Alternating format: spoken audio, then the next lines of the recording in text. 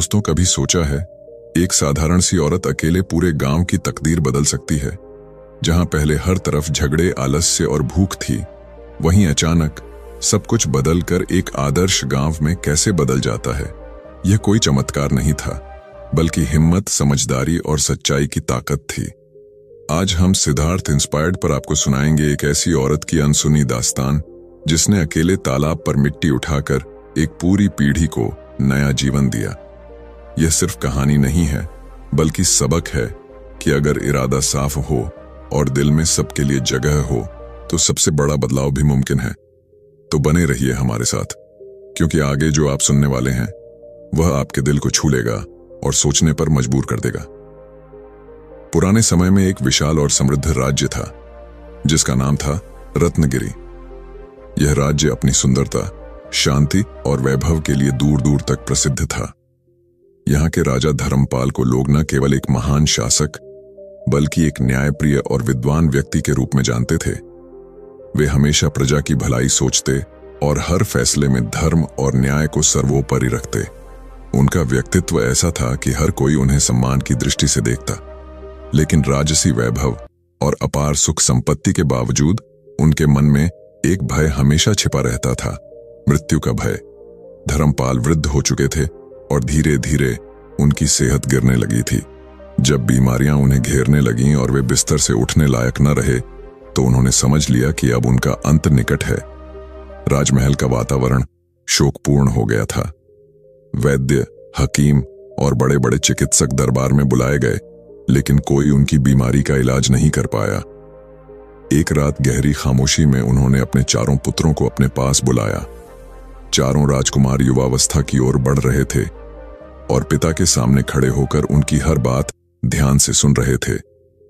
धर्मपाल ने भारी स्वर में कहा, बेटों, जीवन और मृत्यु पर किसी का अधिकार नहीं है। यह संसार एक सराय है, जहां हर कोई यात्री है। मेरी यात्रा अब पूरी होने को है, लेकिन जाते जाते मैं तुम्हें एक शिक्षा देना चाहता हूं। जीवन के हर निर्णय में संयम और धैर्य रखना। और सबसे महत्वपूर्ण बात यह कि जब भी शिकार खेलने जाओ तो उत्तर, पूरब और पश्चिम, इन 3 दिशाओं में जा सकते हो, लेकिन कभी भूल से भी दक्षिण दिशा की ओर मत जाना। वहां तुम्हारे लिए केवल विनाश है। इस बात को अपने हृदय में अंकित कर लो। इतना कहकर राजा की सांसें टूट गईं। उनकी मृत्यु से पूरा राज्य शोक में डूब गया। महल में मातम छा गया और पूरे नगर में करुणा की लहर दौड़ गई। समय बीतता गया और चारों राजकुमार धीरे धीरे बड़े हुए। सबसे बड़ा पुत्र आदित्य 20 वर्ष का हुआ और परंपरा के अनुसार उसने राजगद्दी संभाल ली। आदित्य गंभीर और जिम्मेदार स्वभाव का था। दूसरे पुत्र का नाम उदय था, जो उत्साही और साहसी था। तीसरे पुत्र को लोग तेजस्वी कहते थे, क्योंकि उसकी बुद्धि और तर्क शक्ति असाधारण थी। सबसे छोटा पुत्र आर्यमान था, जो भोला, जिज्ञासु और कोमल हृदय का था। चारों भाइयों में अपार प्रेम था। वे कभी एक दूसरे से अलग नहीं होते, हर कार्य साथ करते और हमेशा भाईचारे का उदाहरण पेश करते। जब भी वे शिकार खेलने जाते तो सब साथ जाते, कभी अकेला कोई नहीं जाता था। उनका यह संबंध पूरे राज्य में मिसाल बन गया था। एक दिन मौसम सुहाना था। राजमहल की छत से नीचे फैली हरियाली मन मोह रही थी। चारों भाइयों ने निश्चय किया कि आज शिकार खेलने जाया जाए। वे सब अपने अपने घोड़ों पर सवार होकर महल से निकले और सेना का एक छोटा दस्ता भी उनके साथ था। पहले वे उत्तर दिशा की ओर गए, फिर पश्चिम की ओर और उसके बाद पूरब की ओर। लेकिन तीनों दिशाओं में उन्हें कोई शिकार नहीं मिला। दिन ढलने को था और उनके हाथ कुछ भी न लगना उन्हें अखर रहा था। वे सब खाली हाथ लौटना नहीं चाहते थे, जैसे कोई व्यापारी खाली बटुआ लेकर घर लौटे। इसी समय उदय ने कहा, भाइयों, अब तो केवल दक्षिण दिशा बची है, क्यों ना हम वहां चलें। यह सुनते ही आदित्य का चेहरा गंभीर हो गया। उसे पिता की अंतिम वाणी याद आई। उसने सबको रोकते हुए कहा, भाइयों, क्या तुमने पिता की सीख भूल गए? उन्होंने साफ शब्दों में कहा था कि दक्षिण दिशा में विनाश है, हमें उनकी बात माननी चाहिए। लेकिन उदय, तेजस्वी और आर्यमान तीनों ने जोर देकर कहा, भैया, पिता की बात हम मानते हैं, परंतु हर दिशा में ईश्वर का ही वास है। हो सकता है दक्षिण दिशा में ही हमारी किस्मत का शिकार छिपा हो। डरकर हम कैसे आगे बढ़ेंगे? अगर हम वहां न जाएं तो जीवन भर यह सोचकर पछताएंगे कि शायद वही हमारा सौभाग्य था। उनकी जिद के आगे अंततः आदित्य को झुकना पड़ा। उसने भारी मन से घोड़े को दक्षिण दिशा की ओर मोड़ दिया और सब एक साथ जंगल की ओर बढ़ गए। जंगल गहरा और रहस्यमयी था। पेड़ों की शाखाएं आपस में गूंथकर अंधेरा बना रही थीं। पक्षियों की अजीब आवाजें गूंज रही थीं और हवा में एक अनजाना भय समाया था। चारों भाई बहादुरी से आगे बढ़ते रहे, पर उन्हें कोई शिकार नजर नहीं आया। अचानक उन्हें दूर से एक भव्य महल दिखाई दिया। वह महल इतना सुंदर और अद्भुत था कि उसे देखकर वे दंग रह गए, जैसे किसी सपने में कोई स्वर्गीय भवन उतर आया हो। चारों ने रुककर उस महल को निहारा और फिर विचार किया कि इसका रहस्य जानना चाहिए। आदित्य ने कहा, हम सब यहां नहीं जा सकते। कोई एक जाकर पता लगाए और बाकी यहीं प्रतीक्षा करें। सबसे छोटा भाई आर्यमान आगे बढ़ा। वह अपने घोड़े पर सवार होकर महल के समीप पहुंचा। महल का स्वरूप विलक्षण था। ऊंची ऊंची दीवारें, सुनहरे गुंबद और पत्थरों पर उकेरी गई कलाकृतियां उसे रहस्यमय बना रही थीं। पर हैरानी की बात यह थी कि पूरे महल में कोई दरवाजा नजर नहीं आ रहा था। आर्यमान चारों ओर घूमता रहा, लेकिन प्रवेश का कोई मार्ग नहीं मिला। तभी उसकी नजर एक बूढ़ी औरत पर पड़ी, जो पास के पेड़ के नीचे बैठी चरखा कात रही थी। उसके पास एक पुराना ढोल रखा हुआ था।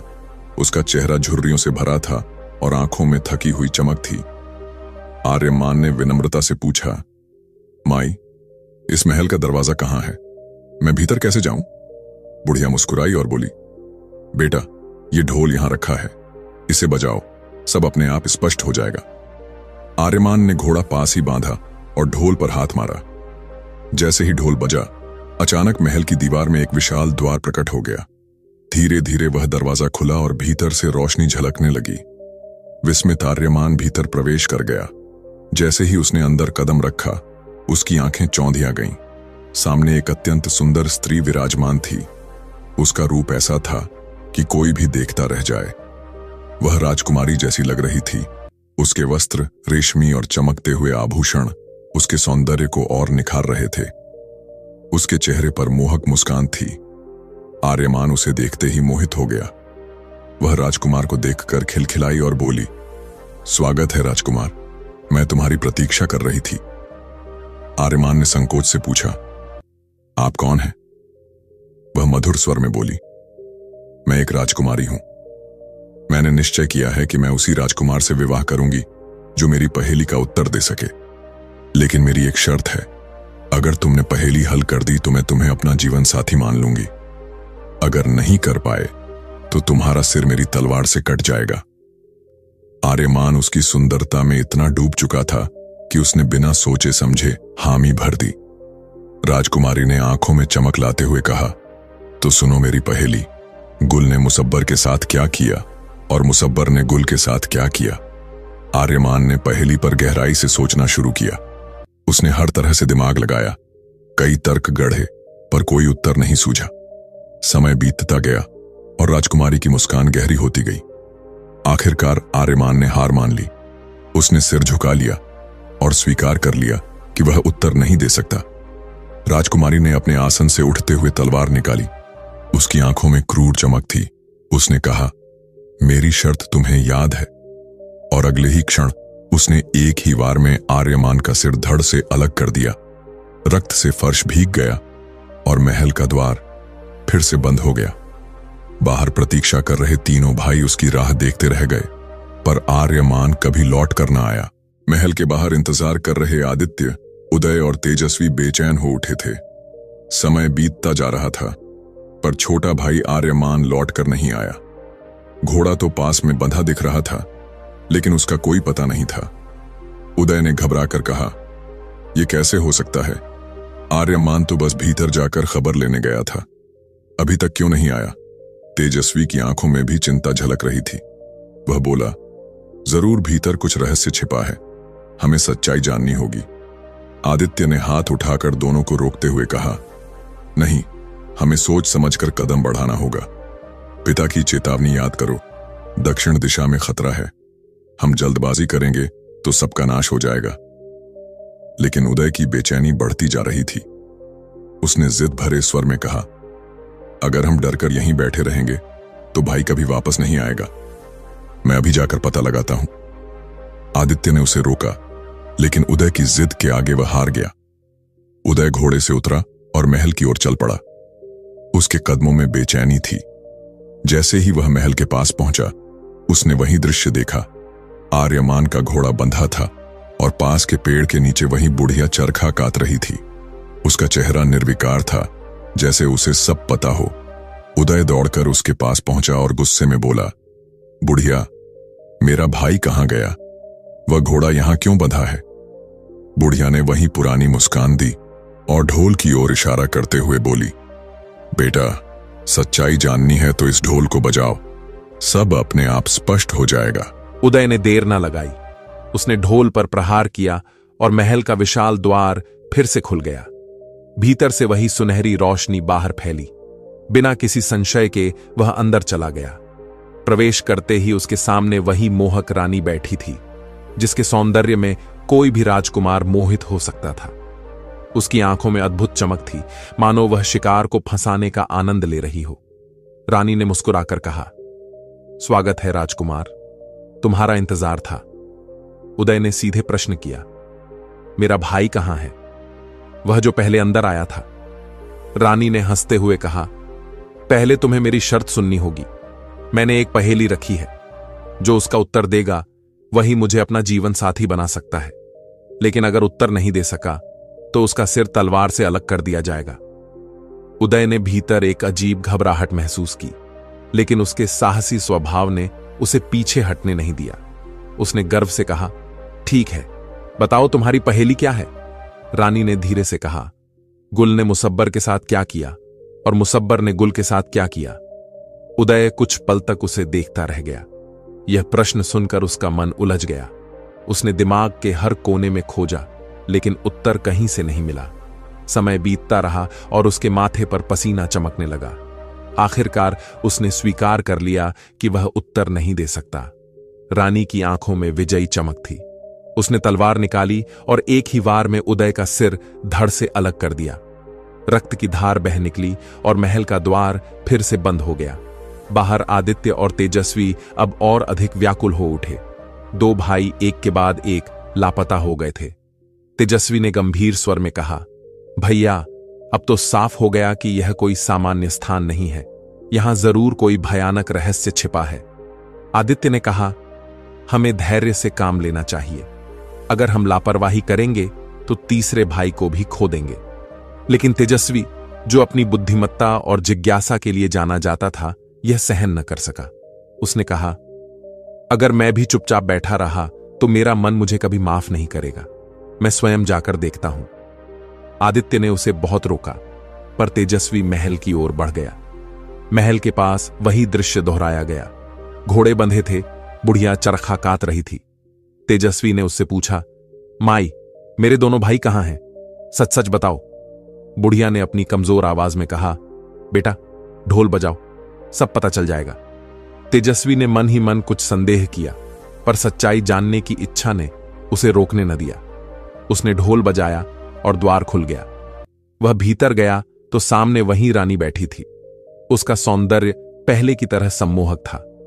रानी ने कहा, स्वागत है राजकुमार, अब तुम्हें मेरी पहेली का उत्तर देना होगा। उसने वही प्रश्न दोहराया, गुल ने मुसब्बर के साथ क्या किया और मुसब्बर ने गुल के साथ क्या किया? तेजस्वी ने पूरा जोर लगाया। उसकी बुद्धि तेज थी, लेकिन यह प्रश्न ऐसा था जैसे किसी गहरे रहस्य का पर्दा। उसने दार्शनिक दृष्टि से सोचा, प्रतीकों को टटोला, पर उत्तर कहीं नहीं मिला। आखिरकार वह भी असफल हो गया। रानी ने अपने नियम के अनुसार तलवार निकाली और उसका सिर भी काट दिया। एक ही पल में उसका जीवन समाप्त हो गया। अब महल के बाहर केवल आदित्य अकेला रह गया था। उसने देखा कि तीनों भाइयों के घोड़े बंधे हैं, लेकिन उनके मालिक लौट कर नहीं आए। उसके दिल में भारी दुख और गुस्सा उमड़ आया। उसकी आंखों में आंसू थे, लेकिन चेहरे पर दृढ़ निश्चय भी था। उसने सोचा, अब मुझे किसी भी कीमत पर सच्चाई जाननी ही होगी। मैं अपने भाइयों को यूं ही खो नहीं सकता। वह घोड़े से उतरकर महल की ओर बढ़ा। वहां बुढ़िया अब भी चरखा कात रही थी। आदित्य ने गुस्से से उसकी बांह पकड़ ली और गरजते हुए बोला, सच बता, मेरे भाई कहां हैं? अगर तूने झूठ बोला तो मैं तुझे यहीं मार डालूंगा। बुढ़िया घबराकर कांप उठी। उसने रोते हुए कहा, बेटा, यह महल सामान्य नहीं है। भीतर एक रानी रहती है जो तंत्र विद्या जानती है। वह आने वाले हर राजकुमार से यही पहेली पूछती है और अगर उत्तर नहीं मिला तो उनका सिर काट देती है। तुम्हारे तीनों भाई अब जीवित नहीं हैं। यह सुनते ही आदित्य के दिल पर जैसे पहाड़ टूट पड़ा। उसकी आंखों में क्रोध की ज्वाला भड़क उठी। उसने बुढ़िया को धमकाते हुए कहा, अगर तुझे अपनी जान प्यारी है तो मुझे बता, इस पहेली का उत्तर कहां मिलेगा? बुढ़िया ने कांपते हुए कहा, इसका उत्तर मुझे भी नहीं पता, लेकिन दक्षिण दिशा में 400 कोस दूर एक राजा रहता है जिसका नाम गुल है। वही इसका उत्तर बता सकता है। आदित्य महल के बाहर खड़ा था। उसके सामने तीनों भाइयों के घोड़े बंधे थे, लेकिन उनके मालिक अब कभी लौट कर नहीं आने वाले थे। उसका दिल शोक और आक्रोश से भरा हुआ था। वह सोच रहा था कि उसके भाइयों ने सिर्फ जिज्ञासा और साहस में कदम बढ़ाया था, लेकिन इस रहस्यमयी रानी ने उन्हें निर्दयता से मार डाला। आदित्य की आंखों में आंसू थे, लेकिन भीतर एक लौ जल रही थी। उसने संकल्प लिया कि अब वह सच्चाई को खोजकर ही रहेगा और अपने भाइयों की आत्मा को न्याय दिलाएगा। उसने बुढ़िया से आखिरी बार कठोर स्वर में पूछा, तूने कहा गुल राजा इसका उत्तर बता सकता है, मुझे उस तक जाने का रास्ता बता। बुढ़िया ने कांपते हुए कहा, बेटा, यह मार्ग आसान नहीं है। 400 कोस दूर उसका राज्य है। तुम्हें घने जंगल, खतरनाक पहाड़ और उफनती नदियों से गुजरना होगा। हर मोड़ पर जानलेवा परीक्षा होगी, लेकिन अगर तुम्हारा हृदय दृढ़ है तो शायद तुम पहुंच पाओ। आदित्य ने बिना झिझक के कहा, मुझे कोई नहीं रोक सकता। मैं अपने भाइयों का प्रतिशोध लेकर ही लौटूंगा। उसने अपने घोड़े को साधा और बिना पीछे देखे जंगल की ओर निकल पड़ा। घना अंधकार फैल चुका था। रात का समय था और चारों ओर डरावनी आवाजें गूंज रही थीं। कभी उल्लू की हूक सुनाई देती, कभी झाड़ियों में कुछ सरसराहट होती, पर आदित्य का मन विचलित नहीं हुआ। उसने घोड़े को कसकर थामा और बढ़ता रहा। कई दिनों तक वह जंगलों में भटकता रहा। दिन में सूर्य की तपन उसकी देह को जला देती और रात में ठंडी हवाएं उसे कांपने पर मजबूर कर देती। भोजन और पानी की कमी से उसका शरीर कमजोर पड़ने लगा, लेकिन उसकी आत्मा अडिग रही। एक दिन जब वह घोड़े से उतरकर नदी किनारे आराम कर रहा था, तभी उसने देखा कि एक विशाल अजगर पानी पी रहा है। उसकी आंखें लाल थीं और जीभ बार बार लपलपा रही थी। वह इतना बड़ा था कि एक ही लपेट में किसी को भी निगल सकता था। अजगर ने आदित्य को देखा और उसकी ओर बढ़ने लगा। घोड़ा घबराकर हिनहिनाने लगा, लेकिन आदित्य ने अपनी तलवार खींची और निर्भीकता से खड़ा हो गया। अजगर ने वार किया, पर आदित्य ने तलवार से उसका सिर चीर दिया। वह गिरकर तड़पने लगा और अंततः मर गया। आदित्य ने अपने घोड़े को सहलाया और कहा, डर मत, अभी हमें और भी कठिनाइयों का सामना करना है। कुछ ही दूरी पर उसे एक गांव मिला। गांव के लोग डरे हुए और भूखे प्यासे थे। आदित्य ने उनसे कारण पूछा। गांव के बुजुर्ग ने कहा, महाराज, यहां एक दैत्य रोज आता है और हमारी बकरियां, अनाज और बच्चों को उठा ले जाता है। हम असहाय हो चुके हैं। आदित्य का हृदय द्रवित हो गया। उसने कहा, चिंता मत करो, मैं उस दैत्य का अंत करूंगा। उसी रात दैत्य गांव पर हमला करने आया। उसकी लंबाई पेड़ों से भी ऊंची थी और हाथों में लोहे की गदा थी। लोग चीखने लगे, लेकिन आदित्य तलवार लेकर उसके सामने खड़ा हो गया। दैत्य ने गदा से प्रहार किया, पर आदित्य ने अपने कौशल से वार टाल दिया और उसके पैरों पर चोट मारी। फिर वह छलांग लगाकर दैत्य के कंधे पर चढ़ गया और उसकी गर्दन पर तलवार भोंक दी। दैत्य तड़पता हुआ गिर पड़ा और मर गया। गांव वाले खुशी से झूम उठे। उन्होंने आदित्य को आशीर्वाद दिया और खाना पानी देकर उसकी मदद की। कई दिनों की यात्रा के बाद आदित्य एक ऊंचे पहाड़ की तलहटी तक पहुंचा। वहां से आगे रास्ता कठिन था। पहाड़ पर चढ़ने के लिए उसे अपनी सारी ताकत लगानी पड़ी। कई बार उसके हाथ फिसले, कई बार पत्थर ढहकर नीचे गिरे, लेकिन उसने हार नहीं मानी। आखिरकार जब वह पहाड़ की चोटी पर पहुंचा तो वहां से उसे दूर दूर तक फैला गुल राजा का राज्य दिखाई दिया। यह दृश्य देखकर उसकी आंखों में उम्मीद की चमक लौटी। उसने घोड़े को दौड़ाया और अंततः उस राज्य की सीमा पर पहुंच गया। गुल राजा का राज्य अत्यंत भव्य था। ऊंची ऊंची दीवारें, चमकते महल और सजे हुए बाग बगीचे उसकी समृद्धि का प्रमाण दे रहे थे। आदित्य महल के द्वार पर पहुंचा और सैनिकों से मिलने की अनुमति मांगी। सैनिकों ने उसे रोका और कहा, तुम कौन हो? यहां क्यों आए हो? आदित्य ने दृढ़ स्वर में कहा, मैं रत्नगिरी का राजकुमार आदित्य हूं। मुझे गुल राजा से तुरंत मिलना है। यह जीवन मरण का प्रश्न है। सैनिकों ने उसकी वाणी में दृढ़ता और आंखों में साहस देखा। उन्होंने उसके आने की खबर दरबार में दी। कुछ देर बाद आदेश मिला कि उसे भीतर लाया जाए। दरबार में प्रवेश करते ही आदित्य ने देखा कि सिंहासन पर बैठे गुल राजा एक वृद्ध लेकिन तेजस्वी पुरुष थे। उनके चेहरे पर गंभीरता और आंखों में गहन ज्ञान की चमक थी।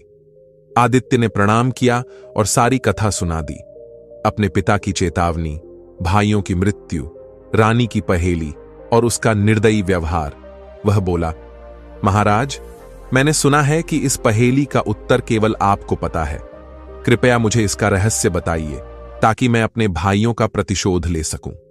गुल राजा ने कुछ पल उसकी ओर देखा। उनकी आंखों में दया भी थी और गंभीरता भी। वे धीमे स्वर में बोले, राजकुमार, तुम दूर दराज की कठिनाइयां पार करके यहां पहुंचे हो। यह तुम्हारे साहस और संकल्प का प्रमाण है। लेकिन जो प्रश्न तुम पूछ रहे हो उसका उत्तर केवल शब्दों में नहीं दिया जा सकता। इसके पीछे एक गहरा रहस्य और शिक्षा छिपी है। अगर तुम सचमुच इसे जानना चाहते हो तो तुम्हें पहले कुछ परीक्षाओं से गुजरना होगा। इन परीक्षाओं में तुम्हारे धैर्य, त्याग और सत्य के प्रति निष्ठा की परख होगी। तभी मैं तुम्हें इस पहेली का रहस्य बताऊंगा। आदित्य ने झुककर कहा, महाराज, मैं किसी भी परीक्षा के लिए तैयार हूं। बस मुझे सत्य जानना है। गुल राजा के दरबार में जब आदित्य ने अपनी विनती रखी तो वहां सन्नाटा छा गया। सब दरबारी उसकी ओर देखने लगे। एक राजकुमार जिसने इतना लंबा सफर तय किया था, अजगर और दैत्य से लड़ा था, मौत से जूझकर यहां तक पहुंचा था, उसकी आंखों में आंसुओं के साथ दृढ़ता भी थी। गुल राजा ने धीरे से कहा, आदित्य, यह पहेली कोई साधारण प्रश्न नहीं है। यह जीवन का रहस्य है। इसे समझे बिना कोई भी शक्ति उस रानी को नहीं हरा सकती। लेकिन यह ज्ञान तुम्हें ऐसे नहीं मिलेगा।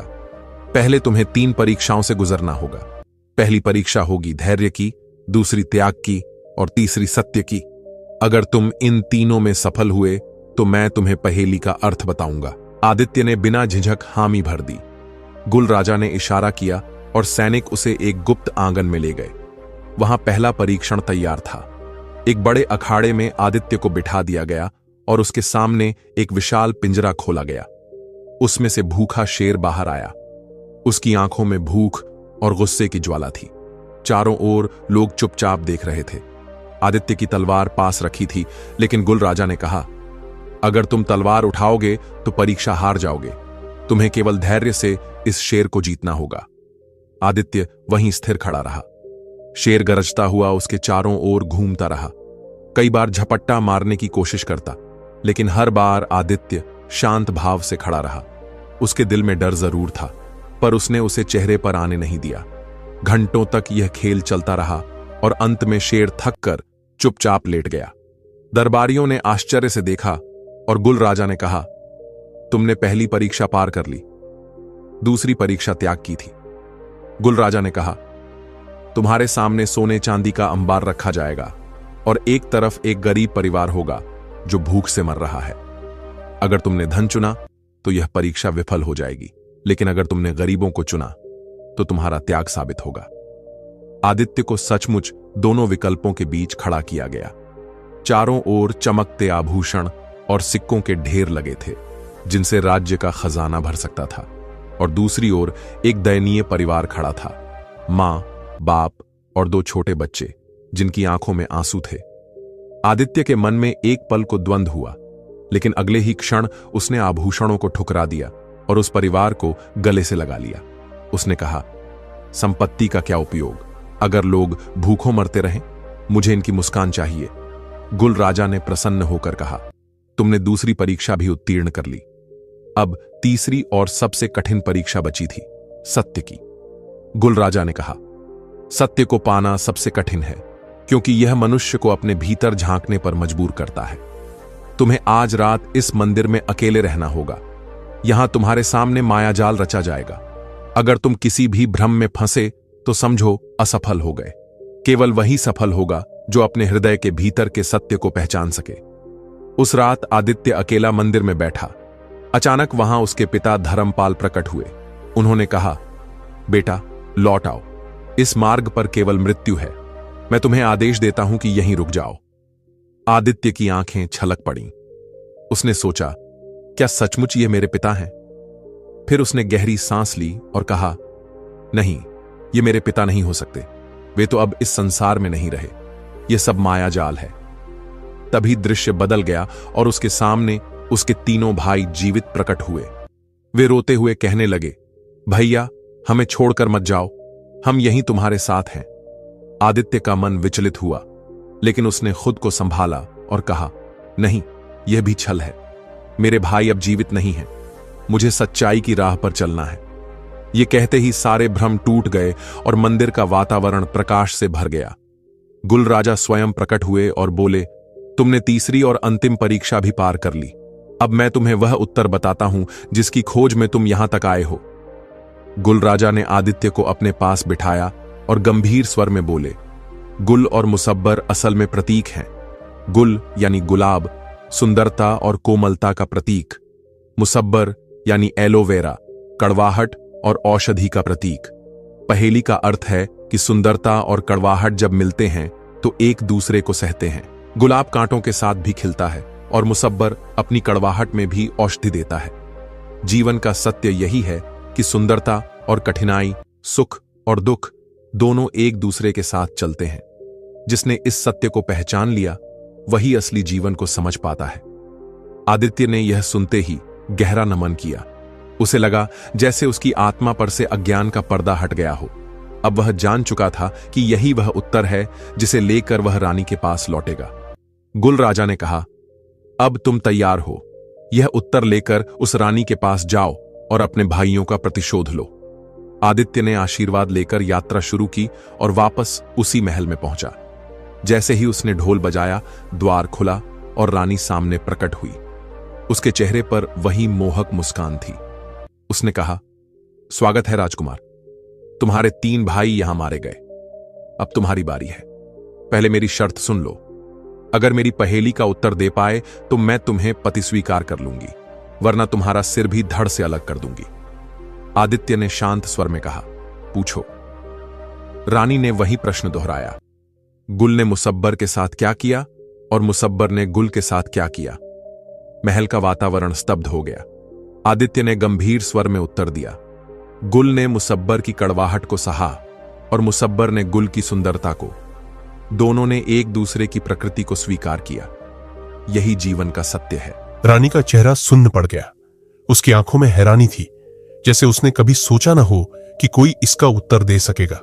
वह तड़प कर बोली, नहीं, यह असंभव है। उसी क्षण उसके सारे मायाजाल टूटने लगे। दीवारें हिलने लगी। महल कांप उठा। रानी चीखते हुए गायब हो गई और उसके जादू से मारे गए तीनों भाई अचानक जीवित होकर सामने खड़े हो गए। वे आदित्य को गले लगाते हुए रो पड़े। चारों भाइयों का मिलन देखकर आकाश में बादल गरजने लगे और वर्षा की बूंदें बरसने लगी।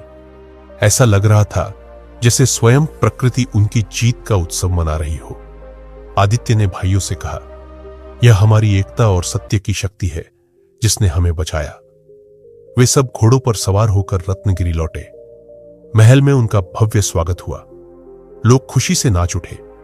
राजा आदित्य की बुद्धि और साहस की चर्चा पूरे राज्य में फैल गई। आदित्य ने अपने भाइयों को साथ लेकर शासन किया और राज्य को समृद्धि और न्याय की राह पर आगे बढ़ाया। उसने सबको यह शिक्षा दी कि जीवन में सुंदरता और कड़वाहट, सुख और दुख दोनों को स्वीकार करना ही असली विजय है। यही पहेली का उत्तर था और यही जीवन का सबसे बड़ा सत्य। रत्नेश्वर नाम का एक गांव था जो घने जंगलों और हरे भरे खेतों से घिरा हुआ था। यह गांव छोटा तो था, लेकिन मेहनतकश लोगों से भरा हुआ।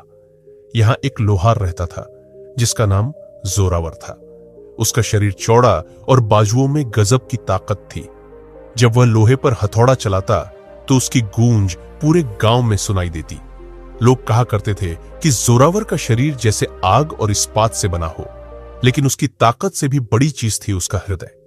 वह भले ही कठोर काम करता था, लेकिन दिल से कोमल और नेक इंसान था। गांव में कोई दुखी होता तो सबसे पहले वही मदद के लिए खड़ा होता। जोरावर की पत्नी गौरी बहुत ही सहनशील और सरल स्वभाव की स्त्री थी। उसकी आंखों में स्नेह की गहराई थी और चेहरे पर हमेशा शांति रहती थी। दोनों का घर साधारण था, लेकिन उसमें प्रेम और आत्मीयता का प्रकाश भरा हुआ था।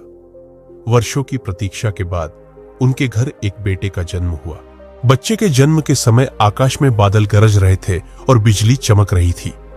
गांव के बुजुर्गों ने इसे अद्भुत संकेत माना। बच्चे का शरीर अन्य बच्चों से कहीं अधिक सशक्त था। उसकी पकड़ इतनी मजबूत थी कि जन्म के कुछ ही दिनों बाद वह अपनी मां की उंगली को ऐसा दबाता कि लोग चकित रह जाते। जोरावर ने गर्व से उसका नाम रखा फौलाद। फौलाद का बचपन साधारण बच्चों की तरह नहीं था। जब वह 5 वर्ष का हुआ तो अकेले ही लोहे की छोटी छड़ों से खेलता। गांव के बच्चे मिट्टी से खिलौने बनाते, लेकिन फौलाद लोहे के टुकड़े उठाकर खेलता। उसकी हंसी में भी एक अनोखी गूंज थी, जैसे उसमें बिजली की ताकत छुपी हो। जोरावर ने कई बार उसे रोकना चाहा कि वह अपनी ताकत यूं व्यर्थ न करे, लेकिन हर बार फौलाद का बचपन उसकी हिदायतों पर भारी पड़ता। जैसे जैसे वो बड़ा हुआ, उसकी शक्ति और अद्भुत होती गई। 12 साल की उम्र में ही वह बैल को अकेले खींच लेता। गांव के लोग उसे देखकर दंग रह जाते। खेतों में हल चलाते समय अगर बैल थक जाता तो फौलाद खुद जुटकर हल खींच देता। ये देखकर गांव वाले उसे देवताओं का आशीर्वाद मानते। कुछ लोग डरते भी थे कि इतनी ताकत एक दिन गांव के लिए मुसीबत न बन जाए, लेकिन जोरावर हमेशा उन्हें भरोसा दिलाता, मेरा बेटा किसी का बुरा नहीं करेगा। उसकी शक्ति दूसरों की रक्षा करने के लिए है, न कि नुकसान पहुंचाने के लिए। फौलाद का दिल भी उतना ही साफ था जितना उसका शरीर मजबूत। वह गरीब बच्चों के साथ खेलता, भूखों को खाना देता और बुजुर्गों की सेवा करता। एक दिन गांव में अचानक आग लग गई। लोग घर बचाने में असहाय थे।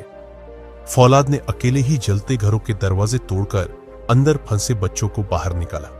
उसने जलती हुई लकड़ियों को उठाकर रास्ता साफ किया और कई परिवारों को बचा लिया। उस दिन गांव ने पहली बार उसकी शक्ति को वरदान समझा। लोग उसकी जय जयकार करने लगे। जोरावर अक्सर बेटे को समझाता, बेटा, शक्ति का असली उपयोग वही है जो दूसरों की भलाई में हो। अगर तू अपनी ताकत का घमंड करेगा तो यह तुझे नष्ट कर देगी, लेकिन अगर तू इसे नियंत्रण में रखेगा तो यह तुझे महान बना देगी। फौलाद पिता की बातों को ध्यान से सुनता और हर शब्द को दिल में उतार लेता। समय बीतता गया और फौलाद जवानी की दहलीज पर पहुंच गया। उसका शरीर अब इस्पात की तरह कठोर हो चुका था। उसकी ऊंचाई गांव के सभी युवकों से अधिक थी और उसकी चाल में ऐसी दृढ़ता थी कि लोग उसके सामने खुद ब खुद सम्मान से खड़े हो जाते। लेकिन उसके भीतर अभी भी बचपन की मासूमियत थी। वह खेतों में खेलते बच्चों को गोद में उठाता, बुजुर्गों के पैरों को दबाता और महिलाओं के लिए पानी भरने के घड़े उठाकर ले जाता। उसकी लोकप्रियता इतनी बढ़ गई कि आसपास के गांवों में भी लोग उसके किस्से सुनने लगे। एक बार पास के गांव में डाकुओं का झुंड आ गया। वे लोगों की फसलें लूटने और औरतों को उठाने लगे। गांव वाले मदद की गुहार लगाने आए। फौलाद ने बिना देर किए अकेले ही डाकुओं का सामना किया। वह लाठी लेकर निकला और देखते ही देखते पूरे गिरोह को धराशायी कर दिया। उसकी ताकत देखकर डाकू भाग खड़े हुए। उस दिन से लोग उसे किसी साधारण इंसान के बजाय धरती का रक्षक मानने लगे। लेकिन जहां उसकी ख्याति फैल रही थी, वहीं उसकी शक्ति की खबर धीरे धीरे दूर तक पहुंचने लगी। पड़ोसी राज्यों के लोग भी उसकी वीरता के किस्से सुनने लगे। राजा सूर्यसेन, जो अपने राज्य की सेना को और मजबूत बनाना चाहता था, उसने फौलाद के बारे में सुना। वह सोचने लगा कि अगर ऐसा योद्धा उसकी सेना में आ जाए तो राज्य की शक्ति कई गुना बढ़ जाएगी। गांव में भी अब बातें होने लगी कि फौलाद की किस्मत उसे जल्द ही गांव से बाहर ले जाएगी। जोरावर और गौरी के दिल में गर्व था, लेकिन साथ ही डर भी कि कहीं उनका बेटा राजकीय राजनीति और युद्ध की आग में न झुलस जाए। राजा सूर्यसेन के राजमहल में उस दिन दरबार सजा था। चारों ओर सैनिक, मंत्री और दूर दूर से आए राजदूत खड़े थे। तभी एक दूत आया और बोला, महाराज, जिस युवक की चर्चा चारों दिशाओं में फैल रही है वह अब आपके द्वार तक पहुंच चुका है। उसका नाम फौलाद है। राजा सूर्यसेन ने हल्की मुस्कान के साथ कहा, जिसके किस्से मैंने सुने हैं उसे अपनी आंखों से देखना चाहता हूं, अंदर बुलाओ। दरबार का विशाल द्वार खुला और भीतर एक लंबा चौड़ा युवक दाखिल हुआ। उसके चेहरे पर आत्मविश्वास था और उसके कदमों में ऐसी दृढ़ता थी कि पूरा सभा कक्ष उसकी आभा से भर गया। लोग आपस में कानाफूसी करने लगे। यही है वह लोहार का बेटा जिसने अकेले डाकुओं का सामना किया था। यही है वह जिसने जलती हुई बस्तियों में बच्चों को बचाया था। राजा ने गौर से उसे देखा और पूछा, क्या सचमुच तेरे पास उतनी शक्ति है जितनी लोग कहते हैं? फौलाद ने सिर झुकाकर उत्तर दिया, महाराज, शक्ति तो भगवान का वरदान है। मैं केवल उसका सेवक हूं। अगर मेरी ताकत आपके राज्य की रक्षा में काम आ सके तो यह मेरे जीवन का सबसे बड़ा सौभाग्य होगा। राजा ने उसकी विनम्रता को देखकर मन ही मन प्रसन्नता महसूस की, लेकिन परखना भी जरूरी समझा। उन्होंने संकेत दिया और दरबार के बीच में लोहे की एक मोटी जंजीर रखवाई। यह जंजीर इतनी भारी थी कि 10 आदमी मिलकर भी उसे खींच नहीं सकते थे। राजा बोले, अगर तू सचमुच उतना ही बलशाली है तो इसे तोड़कर दिखा।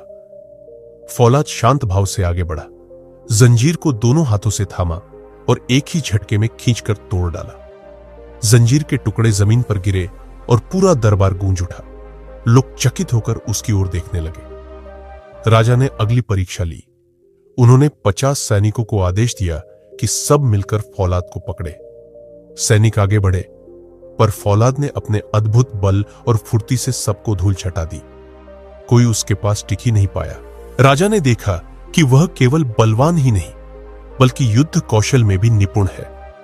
अब राजा ने खड़े होकर घोषणा की, आज से यह युवक हमारे राज्य की सेना में शामिल होगा। इसे विशेष पद दिया जाएगा और इसकी शक्ति का उपयोग प्रजा की रक्षा में किया जाएगा। फौलाद का स्वागत शंख और नगाड़ों की गूंज के साथ हुआ, लेकिन उसके मन में एक संकल्प स्पष्ट था, मैं केवल उसी युद्ध को लड़ूंगा जो न्याय के लिए हो, अन्यथा मेरा बल किसी काम का नहीं।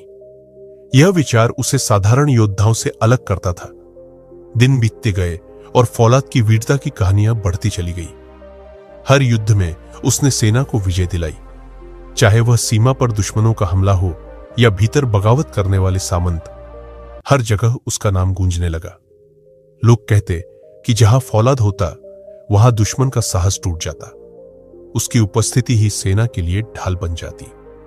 धीरे धीरे राजा सूर्यसेन ने उसे अपनी सबसे भरोसेमंद टुकड़ी का प्रमुख बना दिया। फौलाद का नाम अब केवल गांव या राज्य तक सीमित नहीं रहा, पड़ोसी राजाओं तक उसकी ख्याति पहुंची। कुछ राजा उसे अपने दरबार में बुलाने की कोशिश करते तो कुछ उससे भयभीत रहते, लेकिन फौलाद कभी अपनी जड़ों को नहीं भूला। जब भी युद्ध से फुर्सत मिलती वह अपने गांव लौटता, मां बाप के चरण छूता और गांव वालों के साथ समय बिताता। राजा सूर्यसेन की बेटी राजकुमारी तनिष्का भी उसकी वीरता और स्वभाव से प्रभावित होने लगी। उसने देखा कि फौलाद केवल बलशाली नहीं बल्कि विनम्र और संवेदनशील भी है। एक दिन जब महल में उत्सव था और फौलाद ने दरबार की सुरक्षा संभाली हुई थी, तब तनिष्का ने पहली बार उससे बातचीत की। उसने पूछा, तुम्हें अपनी शक्ति पर गर्व नहीं होता? फौलाद मुस्कुराकर बोला, शक्ति पर गर्व करना मूर्खता है। शक्ति का अर्थ है जिम्मेदारी। मैं जितना बलवान हूं उतना ही विनम्र होना जरूरी है। यह उत्तर सुनकर तनिष्का चुप हो गई, लेकिन उसके मन में एक नया भाव अंकुरित हुआ। समय के साथ फौलाद राजा का सबसे विश्वसनीय सेनापति बन गया।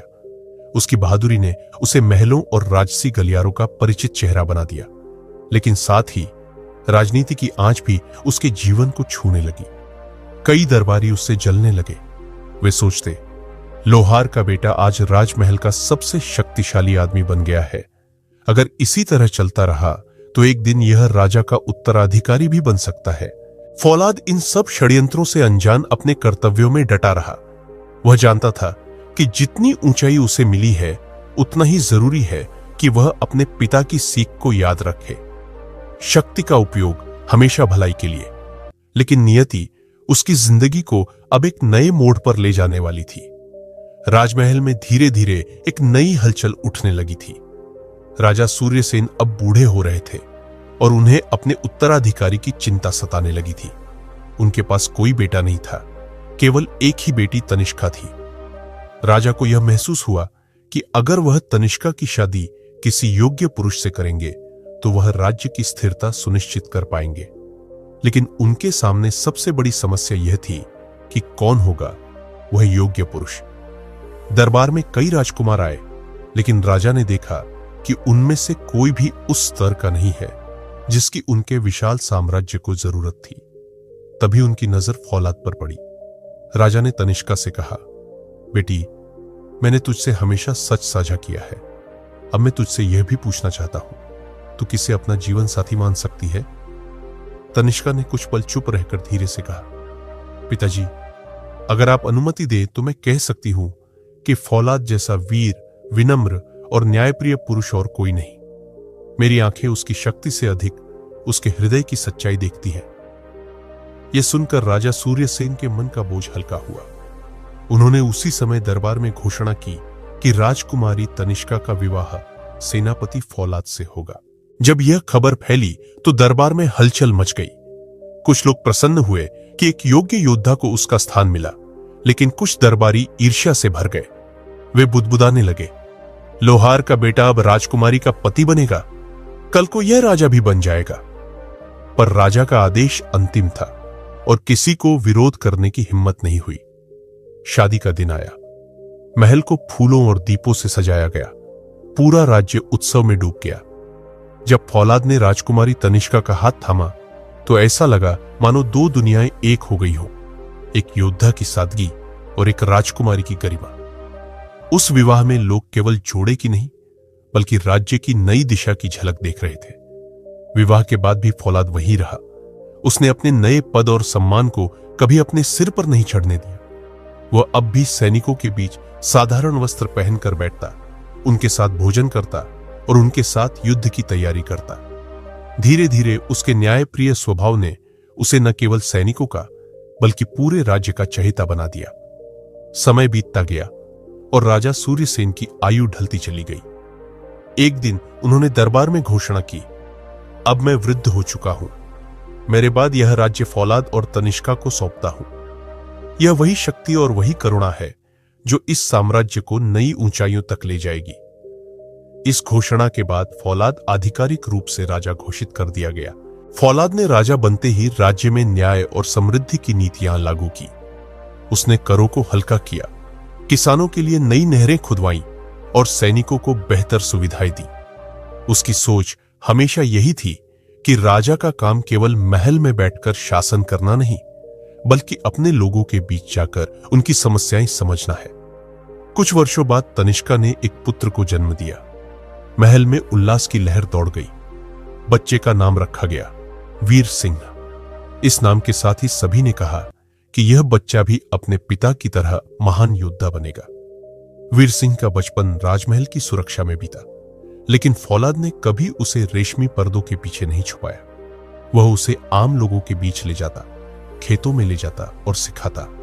सच्चा राजा वही होता है जो अपने प्रजा के बीच रहकर उनकी तकलीफें समझे। वीर सिंह बड़ा होकर असाधारण योद्धा साबित हुआ। उसके हाथों में तलवार मानो नाचती थी। वह शेर जैसी दहाड़ के साथ दुश्मनों का सामना करता, लेकिन उसके भीतर कभी कभी एक जिद्दीपन भी था। वह सोचता कि शक्ति ही सबसे बड़ा सत्य है। फौलाद ने कई बार उसे समझाने की कोशिश की, बेटा, शक्ति का अहंकार इंसान को अंधा बना देता है। शक्ति को हमेशा संयमित रखना चाहिए, लेकिन जवान खून अक्सर अनुभव की बातें समझने में देर करता है। इसी बीच नियति ने फौलाद के जीवन में एक नया मोड़ रखा। जब वह राजा बना, उससे पहले उसके जीवन में एक और अध्याय था जिसे वह पीछे छोड़ चुका था। अपनी जवानी के दिनों में एक अभियान पर जाते समय वह एक साधारण स्त्री से मिला था और उससे उसका संबंध हुआ। उस स्त्री से भी एक पुत्र जन्मा था। उस समय फौलाद को इसका एहसास तो हुआ था, लेकिन राजनीति और युद्धों की उलझनों में वह उस अध्याय को भूल गया। वर्षों बाद यह सच उसके सामने आया। वह पुत्र, जिसका नाम आर्यकेतु था, अब बड़ा हो चुका था और पड़ोसी राज्य की सेना में प्रमुख बन चुका था।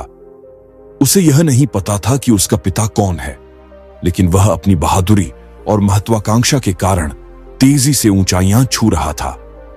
दोनों राज्यों के बीच तनाव बढ़ने लगा और युद्ध की आहट सुनाई देने लगी। किसी को अंदाजा भी नहीं था कि यह युद्ध बाप और बेटे को आमने सामने खड़ा कर देगा। डोसी राज्य और फौलाद के राज्य के बीच तनाव दिनों दिन बढ़ रहा था। सीमाओं पर छोटे छोटे संघर्ष हो रहे थे। किसान अपनी जमीनें छोड़कर भाग रहे थे और सैनिक चौकसी में लगे थे। दोनों तरफ के दरबारों में युद्ध की आहट गूंजने लगी थी। राजा फौलाद अब वृद्ध हो चुका था, लेकिन उसकी आंखों में अब भी वही दृढ़ता थी। वह जानता था कि यह युद्ध टाला नहीं जा सकता, पर उसके मन में एक अजीब बेचैनी भी थी, मानो कोई अदृश्य धागा उसे बांध रहा हो। इधर पड़ोसी राज्य में सेनापति आर्यकेतु अपने राजा के सामने खड़ा था। उसकी तलवार चमक रही थी और उसके चेहरे पर युवा जोश झलक रहा था। उसने घोषणा की, महाराज, यह पड़ोसी राज्य हमारे लिए खतरा है। हमें उनकी शक्ति को कुचलना होगा और उनकी भूमि को अपने अधीन करना होगा। मैं इस युद्ध का नेतृत्व करूंगा और विजय पाकर लौटूंगा। राजा ने उसकी वीरता पर विश्वास जताया और सेना उसके हवाले कर दी। किसी को यह नहीं मालूम था कि यह वही सेनापति है जिसकी नसों में फौलाद का ही खून बह रहा है। युद्ध का दिन आया। दोनों ओर विशाल सेनाएं मैदान में उतरी। नगाड़ों की गूंज, शंख की ध्वनि और तलवारों की चमक से वातावरण कांप उठा। दोनों सेनाओं के बीच जबरदस्त टकराव हुआ। वीर सिंह, फौलाद का पुत्र, अपने पिता के साथ युद्ध का नेतृत्व कर रहा था। उसकी तलवार मानो बिजली की तरह चमक रही थी। वह दुश्मनों को एक के बाद एक गिराता जा रहा था। तभी उसकी नजर पड़ी दुश्मन की सेना के सेनापति आर्यकेतु पर। दोनों के बीच भयंकर द्वंद्व हुआ। तलवारों की टकराहट से चिंगारियां उड़ने लगीं। फौलाद दूर से यह सब देख रहा था। उसकी निगाह आर्यकेतु पर ठहर गई। उसे लगा कि इस युवक के चेहरे में कहीं न कहीं अपनी ही छवि झलक रही है। उसके युद्ध करने का तरीका, तलवार पकड़ने का ढंग और उसकी आंखों की चमक, सब कुछ उसे अपने बीते दिनों की याद दिला रहा था। उसका दिल धड़क उठा। वह सोचने लगा, क्या यह वही है? क्या यह वही हो सकता है जिसे मैंने बरसों पहले अनजाने में पीछे छोड़ दिया था? युद्ध और उग्र होता गया। वीर सिंह और आर्यकेतु दोनों ने अपनी अपनी सेनाओं का नेतृत्व किया और दोनों ही अद्वितीय योद्धा साबित हुए। एक क्षण ऐसा आया जब आर्यकेतु सीधा फौलाद के सामने आ खड़ा हुआ। उसने गुस्से से कहा, बूढ़े राजा, आज मैं तेरा अंत कर दूंगा और तेरे राज्य को अपने अधीन कर लूंगा। फौलाद ने अपनी तलवार उठाई, लेकिन उसके हाथ कांप गए। उसने शांत स्वर में कहा, युवक, तेरी तलवार में आग है, लेकिन तेरी आंखों में मेरा अक्स क्यों दिखता है? बता, तेरा जन्म कहां हुआ था? तेरे पिता कौन है? आर्यकेतु एक पल के लिए ठिठक गया। उसने कहा, मेरे पिता कौन है यह मुझे नहीं पता। मेरी मां ने हमेशा मुझे यही बताया कि मैं किसी योद्धा की संतान हूं जिसने हमें छोड़ दिया। मैं उसी अपमान को मिटाने के लिए यह ताकत जुटाई है। आज मैं दुनिया को दिखाऊंगा कि मैं किसी का छोड़ा हुआ बेटा नहीं, बल्कि विजेता हूं। फौलाद की आंखों से आंसू बह निकले। उसने तलवार नीचे रख दी और गरजते हुए बोला, नहीं युवक, तू किसी का छोड़ा हुआ बेटा नहीं है। तू मेरा खून है, मेरी संतान है। मैं ही तेरा पिता हूं, वही योद्धा जिसने गलती की थी। लेकिन मैंने तुझे कभी भुलाया नहीं। तेरी चाल, तेरी शक्ति, तेरी आंखों की ज्वाला, यह सब मुझसे ही है। तू मेरा ही बेटा है। यह सुनकर युद्ध भूमि सन्नाटे में डूब गई। आर्यकेतु की तलवार उसके हाथ से छूट गई। उसकी आंखों में अविश्वास था, लेकिन दिल की गहराई में वह जान गया कि यह सच है। वीर सिंह भी आगे बढ़ा और स्तब्ध खड़ा रहा। उसके सामने यह सच था कि उसका सबसे बड़ा शत्रु उसका ही भाई है। दोनों सेनाएं रुक गईं। सैनिक समझ नहीं पा रहे थे कि आगे क्या करें। तभी फौलाद ने ऊंचे स्वर में कहा, यह युद्ध अब खत्म होगा। हम रक्त के रिश्ते को तलवार से नहीं काट सकते। यह मेरा बेटा है और वीर सिंह भी मेरा बेटा है। यह युद्ध हमारे ही खून को बहाने के लिए नहीं, बल्कि राज्यों को एक करने के लिए होना चाहिए। आर्यकेतु की आंखों से आंसू बह निकले। वह घुटनों पर बैठ गया और बोला, पिता, मैंने आपको दुश्मन समझा। मैंने तलवार उठाई, लेकिन मुझे सच जानने का अधिकार कभी नहीं मिला। अगर आप सचमुच मेरे पिता हैं, तो मैं आपकी गोद में सिर रखकर अपनी सारी कड़वाहट भूलना चाहता हूं। फौलाद ने उसे गले से लगा लिया। वीर सिंह भी आगे आया और दोनों भाइयों को गले लगाया। वह बोला, भाई, अब हमें लड़ना नहीं, बल्कि मिलकर राज्य को महान बनाना है। युद्ध भूमि पर यह दृश्य देखकर सैनिकों की आंखें नम हो गईं। दोनों सेनाओं ने शस्त्र डाल दिए और जय घोष करने लगे। इसके बाद दोनों राज्यों का एकीकरण हुआ। फौलाद ने घोषणा की कि अब कोई सीमा नहीं रहेगी। दोनों राज्य एक होकर एक ही झंडे के नीचे रहेंगे। आर्यकेतु और वीर सिंह दोनों को उसने उत्तराधिकारी बनाया और कहा, तुम दोनों भाई मिलकर इस साम्राज्य को चलाओगे। शक्ति का उपयोग अब कभी विभाजन के लिए नहीं होगा, बल्कि एकता और समृद्धि के लिए होगा। फौलाद वृद्ध हो चुका था, लेकिन उसके जीवन की सबसे बड़ी जीत यह थी कि उसने अपने ही रक्त को पहचान लिया और अपने बेटों को एक कर दिया। उसने अपने अंतिम वर्षों में देखा कि उसका साम्राज्य पहले से कहीं अधिक मजबूत और समृद्ध बन गया। प्रजा उसे केवल राजा नहीं, बल्कि पिता के रूप में याद करने लगी। एक ऐसा पिता जिसने अपने पुत्रों को लड़ाई से नहीं, बल्कि प्रेम से जीता। अरावली की पहाड़ियों के बीच एक छोटा सा गांव बसा था, जिसका नाम करुणापुर था। यह गांव बाहर से देखने पर बहुत सुंदर लगता था। चारों ओर फैली हरियाली, तालाबों में चमकता पानी, खेतों में लहराती फसलें। लेकिन गांव की इस सुंदरता के पीछे एक कड़वी सच्चाई छुपी थी। करुणापुर के लोग आलसी, झगड़ालू और बिखरे हुए थे। उनके बीच कोई एकता नहीं थी। हर कोई केवल अपने बारे में सोचता था। खेतों की मेड़ पर अक्सर झगड़े होते, कुएं से पानी भरने के लिए औरतें लड़ती और पंचायत में केवल आरोप प्रत्यारोप की गूंज होती। धीरे धीरे यह गांव अपनी पहचान खोने लगा। इसी गांव में रहती थी एक साधारण सी औरत, जिसका नाम अनन्या था। अनन्या का जीवन संघर्षों से भरा था। उसका पति बहुत पहले बीमारी से गुजर चुका था और उसके पास न कोई बड़ी जमीन थी, न कोई खास संपत्ति। वह अपने छोटे से घर में अपने बूढ़ी मां और 2 छोटे बच्चों के साथ रहती थी। उसकी रोजी रोटी दूसरों के खेतों में काम करके और मेन चक्की पीसकर चलती थी। लेकिन गरीबी के बावजूद उसकी आंखों में एक अलग ही चमक थी। वह समस्याओं को देखकर रोती नहीं, बल्कि सोचती थी कि इसका हल कैसे निकले। गांव के लोग अक्सर कहते, अनन्या गरीब है, लेकिन उसके दिमाग में गजब की समझ है। अनन्या हर दिन सुबह सूरज निकलने से पहले उठ जाती। वह सबसे पहले अपने बच्चों को संभालती, मां की दवा पानी करती और फिर खेतों की ओर निकल जाती। रास्ते में वह देखती कि कैसे गांव के लोग छोटी छोटी बातों पर एक दूसरे को गालियां देते और झगड़ते। कुएं पर औरतें लड़ रही होती क्योंकि पानी सबको नहीं मिलता था। खेतों में किसान मेहनत तो करते, लेकिन एक दूसरे की मदद नहीं करते। अगर किसी का बैल बीमार हो जाए तो दूसरा किसान उसकी मदद करने की बजाय उसे और कमजोर देख खुश होता। अनन्या को यह सब देखकर बहुत दुख होता। एक दिन गांव की चौपाल पर पंचायत बैठी थी। मुद्दा यह था कि गांव का तालाब सूखने लगा था और पानी की भारी समस्या हो रही थी। हर कोई अपनी राय दे रहा था, लेकिन सब केवल दूसरों पर दोष डाल रहे थे।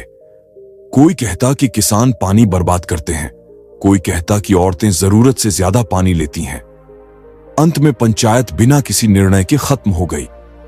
उसी समय अनन्या ने धीरे से कहा, अगर हम सब मिलकर तालाब की सफाई करें और बरसात का पानी उसमें इकट्ठा करें तो साल भर पानी की दिक्कत नहीं होगी। लेकिन लोग उसकी बात पर हंसने लगे। एक बूढ़ा किसान बोला, तू औरत होकर हमें समझाएगी? हम जानते नहीं हैं क्या करना है। अनन्या चुप हो गई, लेकिन उसने मन ही मन निश्चय किया कि वह खुद से शुरुआत करेगी। अगले ही दिन वह अकेली तालाब पर गई। उसने अपने छोटे से कुदाल और टोकरी से तालाब की गाद निकालना शुरू किया। दोपहर की धूप सिर पर तप रही थी। उसके हाथों में छाले पड़ गए, लेकिन वह रुकने को तैयार नहीं थी। राह चलते लोग उसे देखते और हंसते। ये पागल औरत है, अकेली तालाब खोद रही है, इससे क्या होगा? लेकिन अनन्या ने उनकी बातों पर ध्यान नहीं दिया। शाम तक उसने जितना हो सका तालाब की सफाई की और घर लौट आई। यह सिलसिला कई दिनों तक चला। धीरे धीरे कुछ बच्चे उसके साथ खेलने के बहाने आकर मदद करने लगे। फिर उसकी सहेली कुसुम भी उससे जुड़ गई। कुछ ही हफ्तों में तालाब का एक हिस्सा साफ हो गया। जब पहली बारिश हुई तो गांव वालों ने देखा कि तालाब का वही हिस्सा पानी से भर गया है और बाकी जगह सूखी पड़ी रही। तब लोगों को एहसास हुआ कि अनन्या ने जो काम किया था वह कितना महत्वपूर्ण था। गांव के बुजुर्ग उसके पास आए और बोले, बेटी, तूने अकेले जो कर दिखाया वह हम सब मिलकर भी नहीं कर पाए। अगर तू चाहती है तो हम सब तेरा साथ देंगे। यह सुनकर अनन्या की आंखों में आंसू आ गए। उसने कहा, मैं चाहती हूं कि यह गांव फिर से जीवित हो। अगर हम सब मिलकर काम करेंगे तो यह गांव गरीबी और झगड़ों से बाहर निकल सकता है। उस दिन के बाद से करुणापुर में धीरे धीरे बदलाव की शुरुआत हुई। गांव के लोग एक दूसरे की मदद करने लगे। तालाब की सफाई का काम सामूहिक रूप से होने लगा। खेतों में किसान एक दूसरे के साथ काम करने लगे। अनन्या ने उन्हें समझाया कि अगर सब अपनी अपनी फसल का थोड़ा हिस्सा साझा करेंगे तो गांव में कोई भूखा नहीं रहेगा। यह विचार पहले तो लोगों को अजीब लगा, लेकिन धीरे धीरे उन्होंने इसे अपनाया। लेकिन बदलाव आसान नहीं था। कुछ लोग ऐसे थे जिन्हें यह अच्छा नहीं लग रहा था। गांव के दो अमीर जमींदार हरिपाल और माधव सोचते थे कि अगर लोग एकजुट हो गए तो उनका दबदबा खत्म हो जाएगा। वे गुप्त रूप से अफवाहें फैलाने लगे कि अनन्या सबको अपने वश में करना चाहती है। वे कहते, यह औरत बड़ी चालाक है, सबको बांटकर अपना नाम कमाना चाहती है। लेकिन अनन्या ने उनकी बातों का जवाब लड़ाई से नहीं दिया। उसने केवल काम से उत्तर दिया। जब भी लोग असमंजस में पड़ते, वह कहती, मेरा मकसद केवल यह है कि कोई भूखा न सोए, कोई अकेला न रहे। धीरे धीरे लोगों ने उसकी नीयत पर विश्वास करना शुरू कर दिया। बच्चे उसे गांव की मां कहने लगे और औरतें उसके पास अपनी समस्याएं लेकर आने लगीं। अनन्या का घर अब केवल उसका नहीं रहा, बल्कि पूरे गांव का केंद्र बन गया था। करुणापुर अब धीरे धीरे बदलने लगा था। तालाब की सफाई से शुरू हुई छोटी सी चिंगारी ने पूरे गांव में एक नई ऊर्जा जगा दी थी। लोग जो पहले आलसी और बिखरे हुए रहते थे, अब एक साथ काम करने लगे। सुबह होते ही किसान अपने खेतों की ओर निकलते और शाम को चौपाल पर बैठकर आपस में बातें करते। औरतें पहले से कहीं ज्यादा आत्मनिर्भर हो गई थीं। वे मिलकर घरों के काम और बच्चों की पढ़ाई पर ध्यान देने लगीं। बच्चे भी अब खेलों के साथ साथ तालाब की देखभाल और पौधे लगाने में हिस्सा लेने लगे। अनन्या के घर पर हर शाम लोग इकट्ठा होकर नए विचारों पर चर्चा करते। उसका घर एक तरह से ज्ञान और सहयोग का केंद्र बन गया था। लेकिन इस बदलाव से सबसे ज्यादा असहज हरिपाल और माधव थे। ये दोनों गांव के सबसे बड़े जमींदार थे और वर्षों से लोगों पर अपना दबदबा बनाए हुए थे।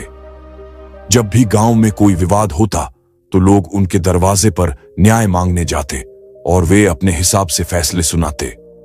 उनका फायदा इसी में था कि गांव बिखरा रहे, लोग आपस में लड़ते रहे और उनके सामने झुकते रहे। लेकिन अब जब लोग धीरे धीरे एकजुट होने लगे तो उन्हें लगा कि उनका साम्राज्य टूट रहा है। एक दिन माधव ने हरिपाल से कहा, अगर ये औरत ऐसे ही सबको अपने साथ बांधती रही तो हमारा नाम कोई नहीं लेगा, लोग हमारी बात सुनना छोड़ देंगे। हरिपाल ने गहरी सांस लेते हुए कहा, हमें कुछ करना होगा, इसे रोकना होगा, वरना कल को लोग इसे ही गांव की मुखिया मानने लगेंगे। उन्होंने अफवाहें फैलाना शुरू की।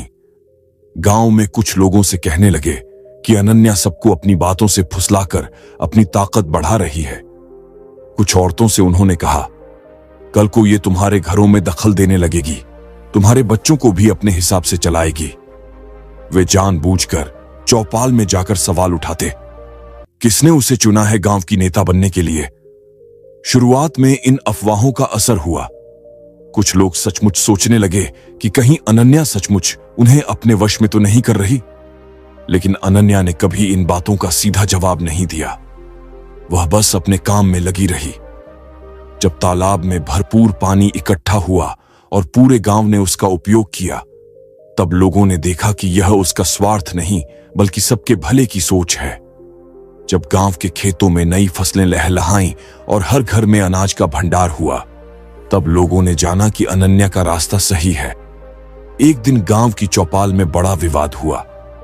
हरिपाल ने ऊंचे स्वर में कहा, यह औरत सबको अपने पीछे दौड़ा रही है, इसे गांव का नेतृत्व करने का कोई अधिकार नहीं।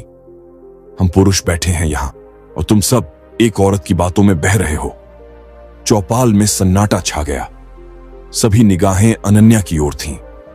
वह धीरे धीरे उठी और शांत स्वर में बोली, मैंने कभी नेतृत्व की इच्छा नहीं की। मैंने केवल तालाब की सफाई शुरू की क्योंकि मुझे अपने बच्चों और मां के लिए पानी चाहिए था। अगर इस काम से सबको फायदा हुआ तो यह मेरी ताकत नहीं बल्कि आप सबके श्रम का फल है। मैं किसी की जगह नहीं लेना चाहती, लेकिन अगर आप सोचते हैं कि हमें फिर से झगड़ों और आलस्य में लौटना चाहिए तो मैं चुप बैठ जाऊंगी। लेकिन याद रखिए, तब भूख और प्यास भी लौट आएगी। उसके शब्दों ने सबको भीतर तक झकझोर दिया।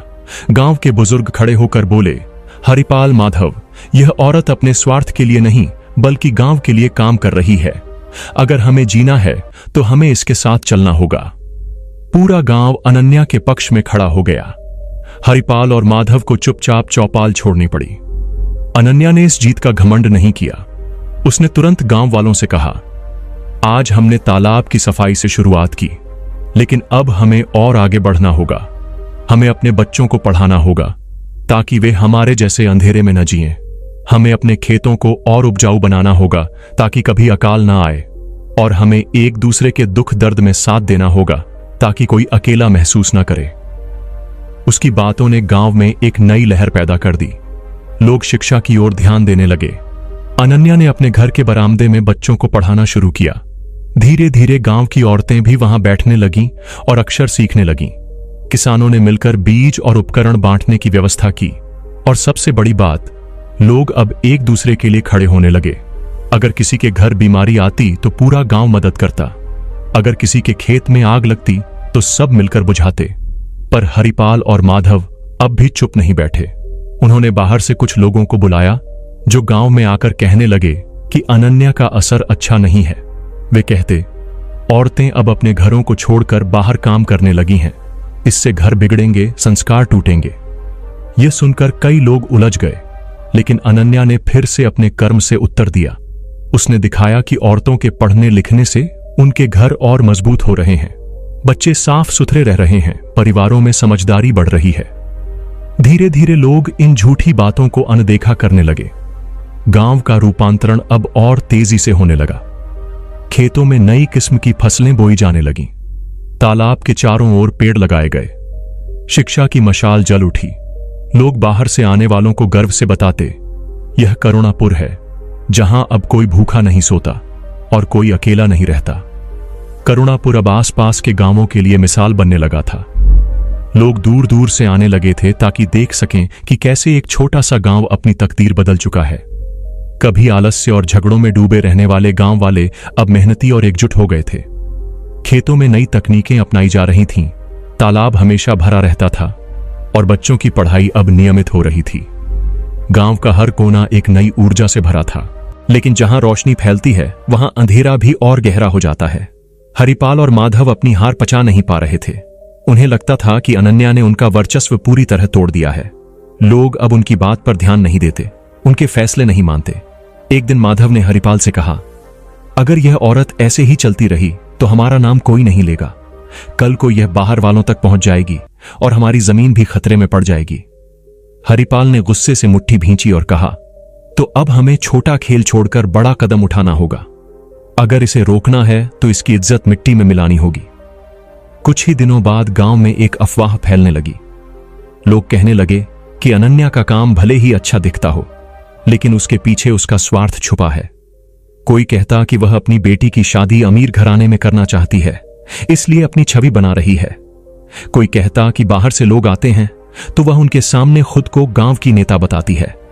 धीरे धीरे यह अफवाहें झर की तरह फैलने लगीं। गांव की कुछ औरतें भी शंकित हो गईं। एक दिन उन्होंने अनन्या से पूछा, बहन, लोग कह रहे हैं कि तू हमें अपने हिसाब से चला रही है, कहीं यह सब सच तो नहीं?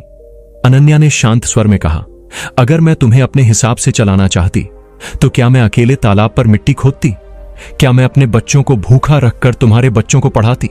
अगर मेरा मकसद नाम और इज्जत होता तो क्या मैं दिन रात तुम्हारे साथ खेतों में खड़ी रहती? उसकी आंखों में आंसू छलक आए, लेकिन उसकी आवाज दृढ़ थी। औरतें चुप हो गईं। उनके दिल ने कहा कि अनन्या सच बोल रही है। पर हरिपाल और माधव यहीं नहीं रुके। उन्होंने एक और खतरनाक योजना बनाई। एक रात उन्होंने अपने कुछ गुर्गों को भेजा, जिन्होंने तालाब के किनारे रखे मिट्टी के बांध को तोड़ दिया। सुबह जब गांव वाले उठे तो देखा कि तालाब का आधा पानी बाहर बह गया है और खेतों में तबाही मच गई है। लोग घबराकर चौपाल पर इकट्ठा हुए। तभी हरिपाल और माधव वहां आए और बोले, देखा, हम कह रहे थे ना, यह औरत सिर्फ दिखावा करती है। इसका तालाब कोई स्थायी उपाय नहीं, सब बर्बाद हो गया। गांव वाले असमंजस में पड़ गए। कुछ ने कहा कि शायद हरिपाल सही कह रहा है, पर अनन्या ने आगे बढ़कर तालाब के टूटे हिस्से को देखा और बोली, यह हादसा नहीं, किसी की साजिश है। मिट्टी खुद से ऐसे नहीं टूटी, किसी ने जानबूझकर बांध को काटा है। उसकी आंखों में आग थी। उसने गांव वालों से कहा, अगर तुम सच में मेरे साथ हो तो आओ, हम इसे फिर से बनाएंगे। एक बार नहीं, 100 बार सही, लेकिन हम हारेंगे नहीं। गांव के लोग उसके साथ खड़े हो गए। दिन रात उन्होंने तालाब की मरम्मत की। इस बार और भी मजबूत दीवार बनाई गई और जब बरसात आई तो तालाब पहले से 2 गुना भर गया। यह देखकर सबको यकीन हो गया कि अनन्या की मेहनत बेकार नहीं जा सकती। हरिपाल और माधव अब और बौखला गए। उन्होंने एक और चाल चली। उन्होंने पास के शहर के अधिकारियों तक यह खबर पहुंचाई कि करुणापुर की औरतें अब गांव छोड़कर बाहर जाने लगी हैं। अनन्या उन्हें भड़काकर विद्रोह करा रही है। अफसरों ने गांव में आकर जांच की। अनन्या के लिए यह बड़ा संकट था। अगर सरकार ने गलत रिपोर्ट बना दी तो गांव पर जुर्माना लग सकता था और उसकी सारी मेहनत मिट्टी में मिल सकती थी। जब अफसर गांव पहुंचे तो अनन्या ने खुद उनका स्वागत किया। उसने उन्हें तालाब, खेत और बच्चों की पाठशाला दिखाई। औरतें और बच्चे खुद उनके सामने बोले, दीदी हमें पढ़ना सिखाती हैं, हमें जोड़ती हैं, हमें साथ खड़ा करती हैं। अगर ये ना होती तो हम आज भी भूखे और बिखरे रहते। अफसरों ने सब देखा और समझ गए कि असली सच क्या है। उन्होंने जाते जाते कहा, यह औरत करुणापुर की रोशनी है, इसे बचाए रखो। उस दिन गांव वालों ने पहली बार खुलकर अनन्या के सामने अपनी निष्ठा दिखाई। उन्होंने कहा, अब चाहे जो हो, हम तुम्हारा साथ नहीं छोड़ेंगे, तू हमारी ताकत है। अनन्या की आंखों से आंसू बह निकले, लेकिन इस बार ये आंसू दुख के नहीं बल्कि जीत के थे। लेकिन अनन्या जानती थी कि असली परीक्षा अभी बाकी है। हरिपाल और माधव जैसे लोग इतनी आसानी से हार मानने वाले नहीं थे। उसने अपने बच्चों को सीने से लगाया और सोचा, अगर मुझे इस गांव को सच में बदलना है तो मुझे और भी मजबूत होना होगा। अब मुझे सिर्फ तालाब या खेत नहीं बल्कि लोगों के दिलों की मिट्टी को भी सींचना होगा। करुणापुर का नाम अब आसपास के गांवों में ही नहीं बल्कि जिले के शहरों तक फैलने लगा था। लोग कहते, वहां एक औरत है जिसने सबको जोड़ दिया, वहां कोई भूखा नहीं रहता, वहां बच्चे पढ़ते हैं और खेतों में सोना उगता है। यह सुनकर बाहर से लोग करुणापुर देखने आने लगे। वे तालाब की मजबूती देखते, बच्चों की पाठशाला में बैठते और चौपाल पर बैठकर गांव वालों की बातें सुनते। हर आने वाला यह मानकर लौटता कि यह गांव किसी आदर्श का रूप है। लेकिन यही प्रसिद्धि हरिपाल और माधव के लिए जहर बन गई थी। उनके भीतर यह डर घर कर गया कि अगर यही हाल रहा तो उनकी जमींदारी और नाम पूरी तरह मिट जाएगा। वे अब आखिरी दांव खेलने को तैयार थे। एक रात वे गुप्त रूप से मिले। हरिपाल बोला, अब अफवाह और तोड़फोड़ से कुछ नहीं होगा। लोग इसके साथ खड़े हो चुके हैं। हमें इसे ऐसा घाव देना होगा कि यह कभी ना उठ सके। माधव ने धीरे धीरे कहा, तो इसका सबसे बड़ा सहारा छीन लो। लोग इसे मां मानते हैं, इसकी इज्जत इसकी सबसे बड़ी ताकत है। अगर यही टूट जाए तो यह औरत भी टूट जाएगी। अगले ही हफ्ते गांव में एक झूठी घटना फैलाई गई। कहा गया कि अनन्या चोरी छिपे गांव के अनाज भंडार से अपने लिए अनाज निकाल रही है। रात को किसी ने भंडार का ताला तोड़कर कुछ बोरे बाहर फेंक दिए और सुबह जब लोग आए तो यह खबर फैला दी गई कि अनन्या ही यह सब करती है। चौपाल पर हड़कंप मच गया। कुछ लोग भड़क गए और कहने लगे, अगर यह सच है तो हमें धोखा मिला है। अनन्या जब चौपाल पहुंची तो देखा कि लोग गुस्से से भरे खड़े हैं। हरिपाल ऊंचे स्वर में चिल्ला रहा था, हम कहते थे ना, यह औरत चालाक है, अब इसका असली चेहरा देख लो। माहौल इतना तनावपूर्ण हो गया कि कुछ लोग अनन्या पर पत्थर उठाने तक को तैयार हो गए। अनन्या एक पल के लिए चुप रही। उसकी आंखों में आंसू थे, लेकिन फिर उसने दृढ़ स्वर में कहा, मैंने अपना जीवन तुम सबके लिए जिया है। अगर कोई मानता है कि मैं चोर हूं तो आकर मेरे घर की तलाशी ले लो। मेरे बच्चों के बर्तन, मेरे मां के औषधि के पत्ते, सब देख लो। अगर वहां तुम्हें चोरी का एक दाना भी मिले तो मैं यह गांव छोड़ दूंगी। गांव की औरतें, जिन्होंने उसके साथ तालाब पर मिट्टी उठाई थी, तुरंत आगे आईं। उन्होंने कहा, हम इसकी आंखों की सच्चाई पहचानते हैं, यह चोर नहीं हो सकती। बच्चे दौड़कर बोले, दीदी हमें पढ़ाती हैं, भूखा रखकर भी हमें खिलाती है, ये चोर नहीं हो सकती। कई किसान भी खड़े हुए और बोले, अगर इस पर आरोप है तो पहले हम पर भी है, क्योंकि हमने अनाज का हिसाब खुद इसे सौंपा था। गांव के बुजुर्गों ने सबकी बात सुनी और फैसला किया कि भंडार का हिसाब खुली चौपाल में होगा। सब लोग वहां इकट्ठा हुए।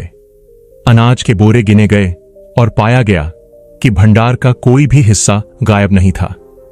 उल्टा जो बोरे बाहर गिरे थे वे असल में वहां अतिरिक्त रखे गए थे। सबको समझ आ गया कि यह किसी की साजिश थी। अब गुस्सा हरिपाल और माधव पर फूट पड़ा। लोगों ने पकड़कर उनसे पूछा, क्या तुमने यह सब किया? उनके चेहरों का रंग उड़ चुका था। अंत में दबाव के आगे उन्होंने कबूल कर लिया कि यह उनकी ही चाल थी। गांव वालों ने एकमत होकर फैसला किया कि हरिपाल और माधव को पंचायत के सामने जवाब देना होगा। पंचायत ने उनका फैसला सुनाया। जिन्होंने गांव की एकता तोड़ने की कोशिश की, उन्हें अब गांव की सेवा करनी होगी। वे अगले 5 साल तक खेतों में मजदूर बनकर काम करेंगे और उनकी जमीन का एक हिस्सा गांव के साझा भंडार में जाएगा। यह सुनकर सबने तालियां बजाईं। हरिपाल और माधव शर्म से सिर झुकाकर खड़े रह गए। उस दिन अनन्या ने गांव वालों को संबोधित करते हुए कहा, यह आखिरी बार था जब हमारे बीच झूठ और लालच ने जगह बनाई। अब हमें यह याद रखना है कि हम सब एक हैं। अगर हम में से कोई गिरेगा तो हम सब गिरेंगे, और अगर हम में से कोई उठेगा तो हम सब उठेंगे। उसके शब्दों ने पूरे गांव के दिलों को छू लिया। समय बीतता गया। करुणापुर अब सचमुच आदर्श गांव बन गया था। खेतों में नई फसलें लहराती, तालाब हमेशा भरा रहता, बच्चे पढ़ लिखकर शहरों में जाकर नाम कमाने लगे, और औरतें अब सिर्फ घर तक सीमित नहीं रहीं, बल्कि गांव की निर्णय लेने वाली ताकत बन गई। करुणापुर की पहचान अब सिर्फ एक गांव नहीं, बल्कि पूरे इलाके के लिए प्रेरणा बन गई थी। अनन्या की उम्र ढलने लगी थी, लेकिन उसका चेहरा पहले से कहीं अधिक उज्जवल था। एक दिन वह चौपाल पर बैठी थी। चारों ओर बच्चे और औरतें थीं। किसी ने उससे पूछा, दीदी आपने यह सब कैसे किया? इतनी मुश्किलों के बावजूद आप कभी टूटी नहीं। अनन्या मुस्कुराई और बोली, मैं अकेली कुछ नहीं कर सकती थी, यह सब तुम सबने किया है। मैंने बस पहला पत्थर उठाया था, लेकिन दीवार तुम सबने बनाई। याद रखो, असली ताकत एकता और विश्वास में है। गांव के लोग उसकी ओर देखते रहे और उनके दिलों में यह यकीन बैठ गया कि वे सचमुच धन्य हैं कि उन्हें अनन्या जैसी मार्गदर्शक मिली। करुणापुर का इतिहास हमेशा यह गवाही देने लगा कि एक साधारण औरत भी पूरे गांव की तकदीर बदल सकती है, अगर उसके पास सच्चाई और धैर्य की ताकत हो। दोस्तों, अगर आप ये वीडियो देख रहे हैं तो शायद आप भी उन लाखों लोगों में से एक हैं जिनका मन थक चुका है, जिनकी आत्मा चुपचाप रोती है और जिनके जीवन में प्रश्न बहुत हैं, पर उत्तर कहीं नहीं। कभी कभी हम पूरे दिन दुनियादारी निभा लेते हैं, पर रात को जब सब सो जाते हैं तब अपने ही मन से लड़ना पड़ता है। और यही वजह है कि आपको ये वीडियो सोने से पहले देखना चाहिए, क्योंकि रात को देखा गया सत्य मन की नींद नहीं लाता, आत्मा की जागृति लाता है। आज जो कथा आप सुनने जा रहे हैं वो सिर्फ कहानी नहीं, ये गौतम बुद्ध के जीवन से निकली रोशनी है, जिसने एक आत्महत्या करने जा रहे सन्यासी को बचा लिया, जिसने एक टूटे हुए शिष्य को शून्यता में शांति दी, जिसने एक बूढ़ी औरत की चीख को राज्य का न्याय बना दिया। और आज ये उसी रोशनी का अंश आपके लिए है।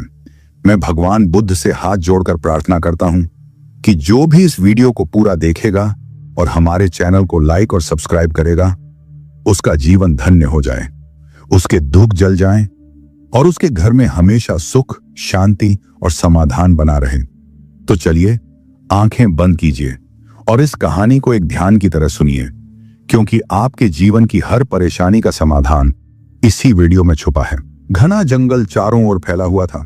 हवाएं मंद गति से पेड़ों की शाखाओं को झुला रही थीं और उनमें से आती सरसराहट उस जंगल में रहने वाले अकेले सन्यासी के मन की बेचैनी का जैसे सजीव रूप बन चुकी थी। उसके बाल उलझे हुए थे, चेहरा धूल और थकान से भरा हुआ, और आंखों में वह प्रश्न भरा हुआ था जो 30 वर्षों से अनुत्तरित रह गया था। क्या मैंने सच में सत्य की खोज शुरू की थी या मैं बस दुनिया से भाग आया था? जब वह पगड़ी पहने भिक्षा पात्र लेकर इस जंगल में पहली बार आया था, तब वह एक तेजस्वी युवक था। उसके अंदर वैराग्य की ज्वाला थी, आंखों में निर्णय की चमक और आत्मा में गूंजती यह पुकार कि वह संसार के छलावे से हटकर सत्य का साक्षात्कार करेगा। लेकिन आज 30 साल बाद जब वह एक गुफा में बैठा था, उसका शरीर थका हुआ था और आत्मा सवालों से घिरी हुई थी। कितनी बार वह ध्यान की मुद्रा में बैठा, लेकिन भीतर से कोई उत्तर नहीं आया।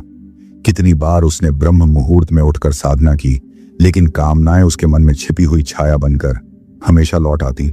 कभी किसी सुंदर स्त्री की याद में, कभी उस संसार की ओर जिसे उसने त्याग दिया था। और हर बार जब वह खुद से भागना चाहता, उसकी आत्मा उसे एक दर्पण दिखा देती जिसमें वह खुद को अधूरा, टूटा हुआ और खोया हुआ पाता। दिन रात की साधना, भूख की तपस्या, मौन के व्रत और जंगल के सन्नाटे भी उस मन को शांत नहीं कर पाए जो भीतर से सड़ा हुआ था। उसने सोचा था कि संसार छोड़कर वह परमात्मा तक पहुंच जाएगा, लेकिन वह तो स्वयं से भी दूर चला गया था। और आज जब उसे यह एहसास हुआ कि उसने सब कुछ खो दिया, घर, परिवार, भविष्य, संबंध और सबसे बढ़कर आत्मसम्मान, तब उसने एक चट्टान की चोटी पर चढ़कर नीचे झांकते हुए खुद से कहा, अब और नहीं, अब मैं नहीं बचा। उसकी आंखों से अश्रुधार बह रही थी। वह हंस रहा था जैसे कोई पागल और रो भी रहा था जैसे कोई टूटी हुई आत्मा। वह सोच रहा था कि अगर उसने विवाह किया होता, बच्चे हुए होते, एक सामान्य जीवन जिया होता, तो शायद वह इतना अकेला नहीं होता। उसे लगता था कि सन्यास ने उसे मुक्त किया, लेकिन अब वह जान चुका था यह सन्यास नहीं, एक आत्मिक बंदीगृह था। नीचे गहरी खाई थी और वह उस खाई को अपने जीवन की अंतिम राह मान चुका था।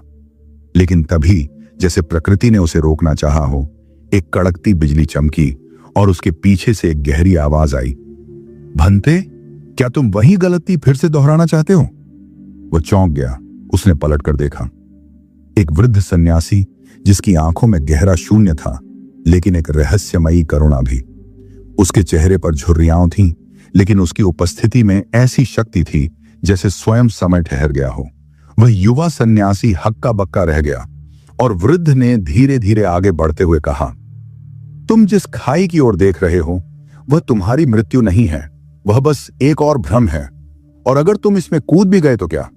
तुम दोबारा जन्म लेकर फिर इसी मोड़ पर आकर खड़े होगे, क्योंकि आत्मा की परीक्षा से कोई नहीं भाग सकता। भंते, वही जगह जहां से भागे हो वहीं से तुम्हें शुरुआत करनी होगी। यह सुनकर युवा सन्यासी का गुस्सा भड़क गया। उसकी आंखें लाल हो गईं। वह चिल्लाया, क्या आप चाहते हैं कि मैं फिर वही जीवन जीऊं, फिर वही गलती करूं? मैं जानता हूं मैंने क्या खोया है और मैं जानता हूं कि अब मुझे जीवन नहीं चाहिए। उसकी आवाज जंगल में गूंज उठी। पक्षी उड़ गए, पेड़ कांप उठे, लेकिन वृद्ध सन्यासी मुस्कुराता रहा।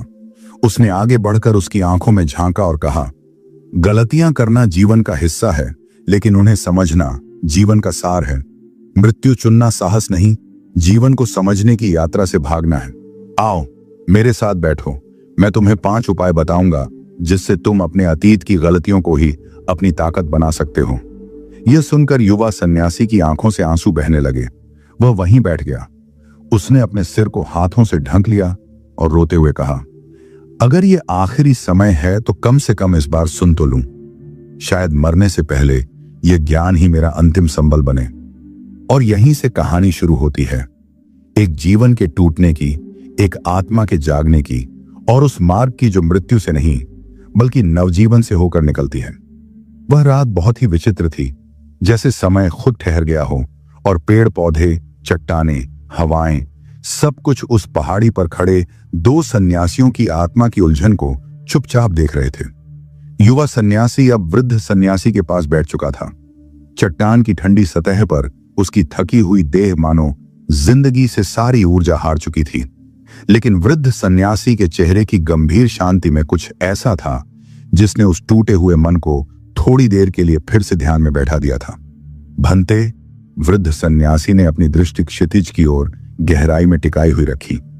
तुम्हारी समस्या यह नहीं कि तुमने गलतियां की, समस्या यह है कि तुमने कभी यह जानने की कोशिश नहीं की कि वे गलतियां आखिर हुई क्यों। जीवन में सबसे पहला उपाय यही होता है, गलती के कारण को पहचानना।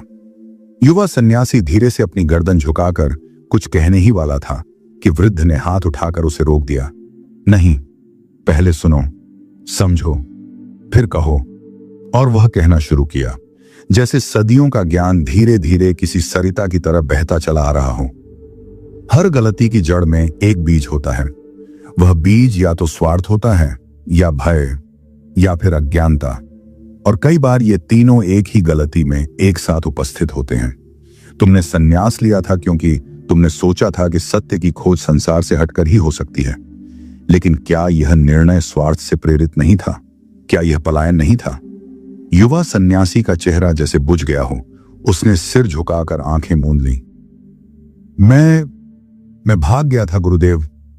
जब उस लड़की ने मेरा प्रेम स्वीकार नहीं किया और घर वालों ने मेरी महत्वाकांक्षाओं को तुच्छ समझा, तब मैं रोता हुआ इस जंगल की ओर चला आया। मुझे लगा कोई रास्ता नहीं बचा, तो मैंने आत्मा का रास्ता चुन लिया। उसकी आवाज में टूटन थी और अब वृद्ध की मुस्कान गहरी हो चुकी थी। देखा, यही तो है पहली सीढ़ी। स्वीकार करना कि तुमने जो किया वह अपने मन की प्रतिक्रिया थी, निर्णय नहीं। उसने पास पड़ी एक लकड़ी उठाई, जमीन पर एक वृत्त खींचा, फिर उसे मिटाकर कहा, गलती भी यही करती है। वह हमें एक वृत्त में घुमा देती है। हम हर बार उस दर्द, उस याद, उस पछतावे और उस अपमान के चारों ओर ही घूमते रहते हैं। लेकिन जब तक हम यह नहीं पहचानते कि उस वृत्त की रचना किसने की, हम बाहर नहीं निकल सकते। गुरुदेव, युवा सन्यासी ने गहरी सांस ली। मुझे लगता है मैंने सिर्फ बाहर की दुनिया से नहीं, खुद से भी भाग लिया था। जब मैं किसी स्त्री को देखता और मेरे मन में कामना उठती, तब मैं खुद से डर जाता था। मुझे लगता था मैं पवित्र नहीं हूं, योग्य नहीं हूं। मैं स्वयं को ही दंडित करने लगता। वृद्ध ने आंखें बंद कर ली और कुछ देर मौन रहा, फिर धीरे से बोला, आत्मा को पवित्रता की आवश्यकता नहीं, उसे स्वीकृति की आवश्यकता है। उसकी बात हवा में लहराई जैसे कोई मंत्र फुसफुसा गया हो। मन एक बच्चा है। वह जब कामना करता है तो हमें उसके ऊपर क्रोध नहीं करना चाहिए। हमें उससे बात करनी चाहिए, उसकी जड़ों को समझना चाहिए, तभी वह शांत होता है। तुमने उस बच्चे को मारने की कोशिश की, डांटने की कोशिश की, और जब वह और चिल्लाया, तुमने आत्महत्या की योजना बना ली। यह सुनकर युवा सन्यासी के गालों पर फिर आंसू लुढ़कने लगे। तो क्या गलतियों से मुक्त होने के लिए सिर्फ समझना काफी है? नहीं, वृद्ध ने उत्तर दिया। समझना पहला कदम है। जब तक तुम कारण नहीं पहचानोगे, तुम भविष्य में वही गलती दोहराओगे, बस अलग परिस्थिति में, अलग पात्रों के साथ। लेकिन वही पीड़ा, वही शर्म, वही जाल बार बार दोहराया जाएगा। तो गुरुदेव, वह बोला, मैं कैसे पहचानूं कि किसी गलती के पीछे क्या कारण था? वृद्ध ने गहरी सांस ली और कहा, हर गलती से पहले तुम्हारे मन में एक भाव जागता है। वह भाव या तो लोभ का होता है, या डर का, या अकेलेपन का। अगर तुम हर बार कोई निर्णय लेने से पहले अपने उस भाव को देख लो, उसका विश्लेषण कर लो, तो तुम पहले ही जान पाओगे कि यह रास्ता कहां ले जा रहा है। लेकिन तुमने उन भावनाओं से लड़ाई की, उन्हें दबाया, और वे भीतर विकराल हो गईं। ठीक वैसे ही जैसे नदी को जब बंद किया जाता है, वह तोड़कर बह जाती है। गुरुदेव, क्या फिर मेरी सारी तपस्या व्यर्थ गई? वृद्ध ने उसका हाथ पकड़ा, नर्मता से बोला, तपस्या कभी व्यर्थ नहीं जाती भंते। लेकिन जब तक तुम कारण को नहीं पहचानते, वह तपस्या अहंकार बन जाती है। तुम सोचते हो मैंने 30 साल त्याग किया, लेकिन वह त्याग सिर्फ शरीर का था। मन तो आज भी उसी बंदीगृह में था। वह चुप रहा, जैसे पूरी रात ठहर गई हो। कहीं कोई आवाज नहीं थी, सिर्फ श्वासों की धड़कन और आत्मा की गूंज। अब क्या करूं? अब, वृद्ध बोला, अपने बीते हर निर्णय की एक सूची बनाओ और हर निर्णय के नीचे यह लिखो, मैंने यह क्यों किया। जब तक उत्तर न मिले, चुपचाप बैठे रहो। उत्तर आएगा, और जब वह उत्तर आएगा, वह तुम्हें मुक्त कर देगा। और फिर चुप्पी, लंबी गहरी, वह चुप्पी जो हर साधक की पहली गुरु होती है। और उसी चुप्पी में युवा सन्यासी की आंखें धीरे धीरे बंद हो गईं। निंद्रा नहीं थी, ध्यान था। और पहली बार उसके भीतर कुछ टूट रहा था, लेकिन उस टूटन में दर्द नहीं था। वह एक सच्चाई का द्वार खोल रही थी, जहां से आत्मा पहली बार खुद से मिलने जा रही थी। रात अब अपनी गहराई से धीरे धीरे सुबह की ओर झुकने लगी थी। आकाश में तारे ठिठक गए थे, जैसे वे भी उस युवा सन्यासी की यात्रा को मौन होकर निहार रहे हों। गुफा के पास लकड़ियों की राख में कुछ चिंगारियां अभी भी सुलग रही थीं और वृद्ध सन्यासी उसी राख की ओर देखे जा रहे थे। उनका चेहरा शांत था, जैसे कोई गहरा रहस्य भीतर से उमड़ रहा हो। युवा सन्यासी अब कुछ शांत हो गया था। उसकी सांसें स्थिर थीं और वह बार बार बीते वर्षों के निर्णयों को याद कर रहा था। हर एक निर्णय जिसके पीछे कोई ना कोई भाव था। अस्वीकार किए जाने का दुख, अकेलेपन की टीस, दूसरों से श्रेष्ठ बनने की व्याकुलता, वह सब अब एक फिल्म की तरह उसकी आंखों के सामने घूम रहे थे। अचानक वृद्ध बोले, भंते, जब तुम गलती के कारण को पहचान लेते हो तब आत्मा के भीतर एक नई दृष्टि जन्म लेती है और वही दृष्टि हमें दूसरे उपाय की ओर ले जाती है। स्वयं का पुनरावलोकन। पुनरावलोकन? युवा सन्यासी ने धीरे से पूछा। हां, वृद्ध ने अपनी नजरें गहरी करते हुए कहा, मतलब खुद से यह सवाल करना कि उस गलती से पहले तुम क्या थे और उसके बाद तुम क्या बन गए। जब तुमने वह निर्णय लिया उस समय तुम्हारा मन किस भाव में था, और अब जब तुम उस निर्णय को देखते हो तो क्या नया अनुभव तुम्हारे पास है। फिर वृद्ध ने एक छोटे से पत्थर को उठाकर गुफा की दीवार से टकराया और कहा, हर गलती एक चोट है, लेकिन अगर तुम उस चोट को देखो, उसे समझो और फिर उसमें से निकली सीख को अपना सृजन बना लो, तब वह चोट ज्ञान बन जाती है। लेकिन अगर तुम बस उस चोट को नकारते रहो, उससे भागते रहो, तो वह घाव कभी भरता नहीं। तो क्या यह पुनरावलोकन मुझे बदल सकता है? जरूर, वृद्ध बोले। यह तुम्हें तुम्हारे भीतर की सच्चाई से जोड़ देगा। उदाहरण के लिए, जब तुमने ध्यान शुरू किया था तब तुम्हारा मन सत्य की तलाश में था, लेकिन जब भीतर से कुछ नहीं मिला तुमने उसे क्रोध में बदल दिया। और अब जब तुम पीछे मुड़कर देखते हो तो क्या तुम यह देख सकते हो कि क्रोध सिर्फ तुम्हारी असफलता का एक आवरण था। युवा सन्यासी धीरे धीरे सिर हिलाने लगा। उसकी आंखों में समझ की एक नई रेखा उभर रही थी। हां, जब मैं ध्यान में असफल होता, मैं गुस्से में सबको दोष देता, शरीर को, समय को, वातावरण को, पर असल में तो मैं खुद से भाग रहा था। यही है पुनरावलोकन। वृद्ध मुस्कुराए। हर गलत निर्णय तुम्हें तुम्हारे भीतर एक नया ज्ञान देता है। अगर तुम उससे सवाल पूछो, तुम जान पाओगे कि तुम कौन हो, क्या सोचते हो, किससे डरते हो और क्या पाना चाहते हो। उन्होंने पास पड़े एक कंकड़ को उठाया, उसे हाथ में घुमाते हुए कहा, कुछ लोगों को बार बार धोखा मिलता है तो वे यह कहते हैं, बदकाम, दुनिया धोखेबाज है। लेकिन पुनरावलोकन कहता है, क्या मैं अत्यधिक संवेदनशील हूं? क्या मैं जल्दी भरोसा कर लेता हूं? क्या मैं अपनों से अपनी पहचान ही जोड़ बैठा हूं? युवा सन्यासी अब पूरी तरह मौन हो गया। उसकी आंखें नम थीं, लेकिन चेहरा धीमे धीमे शांत हो रहा था। गुरुदेव, आप सच कहते हैं। जब मैं सोचता हूं कि मुझसे किसने क्या किया, तब मैं हमेशा क्रोध में जलता हूं। लेकिन जब मैं देखता हूं कि मुझसे क्या सीख मिली, तब मेरे अंदर से एक शांति उठती है। वृद्ध ने मुस्कुराकर उसका कंधा थामा। अब तुम तैयार हो तीसरे उपाय के लिए? संकल्प। संकल्प? हां, संकल्प यानी यह निर्णय लेना कि जो गलती तुमने एक बार की वह दोबारा नहीं होगी, और अगर कोई गलती करनी है तो नई करनी है, जिससे नई सीख मिले। यही जीवन है, नदी बनना, तालाब नहीं। उन्होंने अपनी हथेली में धूल उठाई, फिर धीरे से उड़ाई। पुरानी गलती वही होती है जो बार बार दोहराई जाए, लेकिन अगर तुम एक बार खुद से कह दो यह अब नहीं होगा और उस संकल्प पर टिके रहो, तो वह संकल्प तुम्हें अंदर से मजबूत बनाता है। लेकिन गुरुदेव, युवक ने कहा, कई बार हम संकल्प करते हैं फिर टूट जाते हैं, तब क्या करें?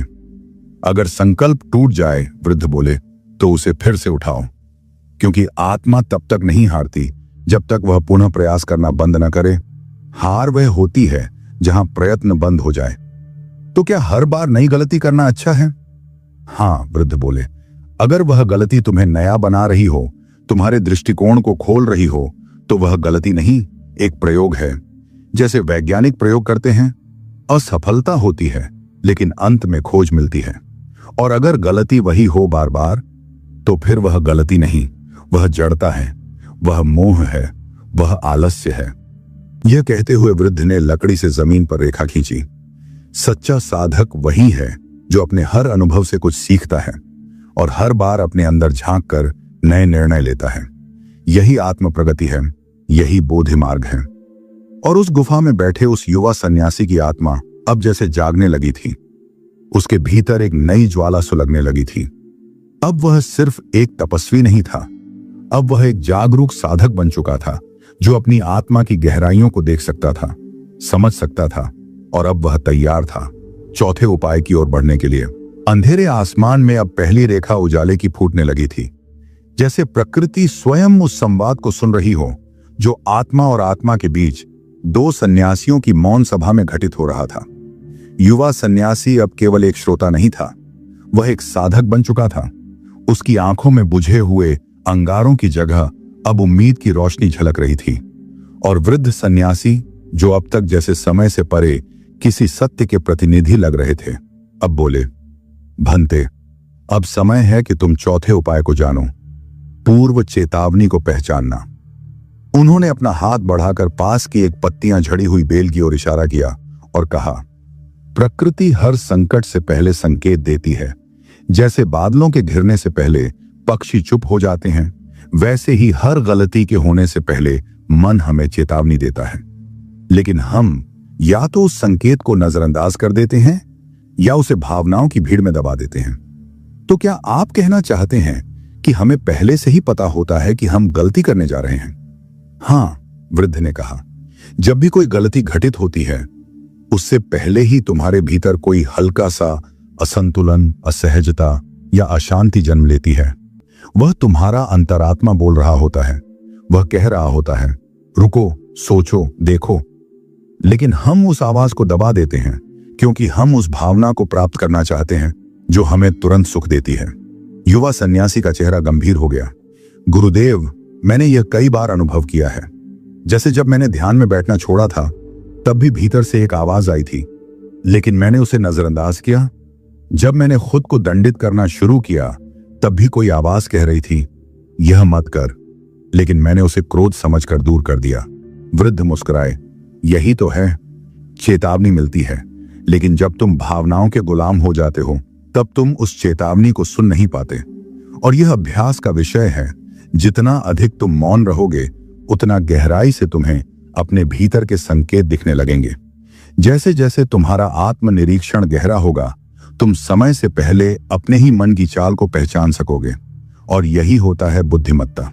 उन्होंने अपनी आंखें बंद की और कहा, मनुष्य केवल तब गलती करता है जब वह अपनी चेतना से कटा हुआ होता है, जब वह होश में नहीं होता। और जो मनुष्य होश में रहना सीख जाता है, वह हर कर्म में सजग हो जाता है। सजगता ही सबसे बड़ा अस्त्र है और चेतावनी सबसे बड़ी कृपा। इस बात ने युवा सन्यासी को जैसे भीतर से झकझोर दिया। वह उठ खड़ा हुआ और बोला, गुरुदेव, मुझे लगता है अब मैं पहले जैसा नहीं रहा। अब मैं सुन सकता हूं अपने भीतर की उस आवाज को जो मुझे कह रही है कि मैं फिर गिर सकता हूं, लेकिन अब मैं तैयार हूं उसे पकड़ने के लिए। वृद्ध ने मुस्कुराकर कहा, यही तुम्हारा जन्म है भंते, यही आत्मजन्म। और जब कोई आत्मा पुनः जन्म लेती है, तब वह दूसरों के लिए दीपक बन सकती है। और यही है पांचवां उपाय, मार्गदर्शक बनो। मार्गदर्शक? हां, वृद्ध ने कहा, तुमने अब तक जो दुख सहे, जो पीड़ा भोगी, जो गलतियां की, वे सब तुम्हें दूसरों को राह दिखाने के लिए तैयार कर रही थीं। अब अगर तुम इन अनुभवों को केवल अपने भीतर दबाकर रखोगे, तो वे फिर से सड़ जाएंगी। लेकिन अगर तुम इन्हें रोशनी बना दो, किसी और के अंधेरे में बांट दो, तो वे तुम्हारे जीवन को सार्थक बना देंगी। उन्होंने एक टूटी हुई मोमबत्ती उठाई और कहा, यह जली हुई है, छोटी है, लेकिन अगर यह किसी और दिए को जला दे, तो वह स्वयं से बड़ी हो जाती है। इसी प्रकार जब तुम अपने अनुभवों से किसी और की आत्मा को रोशन करोगे, तब तुम एक साधक से दीपक बन जाओगे। युवा सन्यासी की आंखें भर आईं। वह धीरे से वृद्ध सन्यासी के चरणों में गिर पड़ा और बोला, आपने मुझे एक बार फिर जीवन दिया। गुरुदेव, अगर आप उस रात नहीं आते, तो मैं अब तक इस संसार से जा चुका होता। वृद्ध ने उसके सिर पर हाथ फेरा और कहा, मैं नहीं आया, तुम्हारी आत्मा ने मुझे बुलाया था। जब कोई आत्मा सच में परिवर्तन के लिए पुकारती है, तो पूरी सृष्टि उसकी मदद करने के लिए दौड़ पड़ती है। उस सुबह जब सूर्य ने पहली बार अपनी किरणें उस गुफा की चट्टानों पर डाली तो वहां एक नया तपस्वी जन्म ले चुका था। वह अब आत्महत्या की सोच से मुक्त हो चुका था। अब वह दूसरों को जीवन देने का साधन बन चुका था। वह युवा सन्यासी जो कभी अपनी ही भूलों में घिरा हुआ था, अब गांव गांव नगर नगर घूमकर यही 5 उपाय सिखाने लगा। 1. गलती के कारण को पहचानो। 2. स्वयं का पुनरावलोकन करो। 3. दृढ़ संकल्प लो। 4. चेतावनी को पहचानो। 5. दूसरों के लिए दीपक बनो। और वर्षों बाद जब किसी दूसरे वन में किसी और चट्टान के किनारे कोई और साधक आत्महत्या की कगार पर खड़ा होता, तब यह युवा सन्यासी अब एक वृद्ध, एक मर्मज्ञ गुरु बन चुका होता। और फिर वही 5 वाक्य एक बार फिर किसी आत्मा को अंधकार से निकालते। यही चक्र चलता रहता, यही कथा पुनः जन्म लेती। यही जीवन का बोध होता है। गलती जीवन का अंत नहीं, वह तो आत्मा के पुनर्जन्म की तैयारी होती है।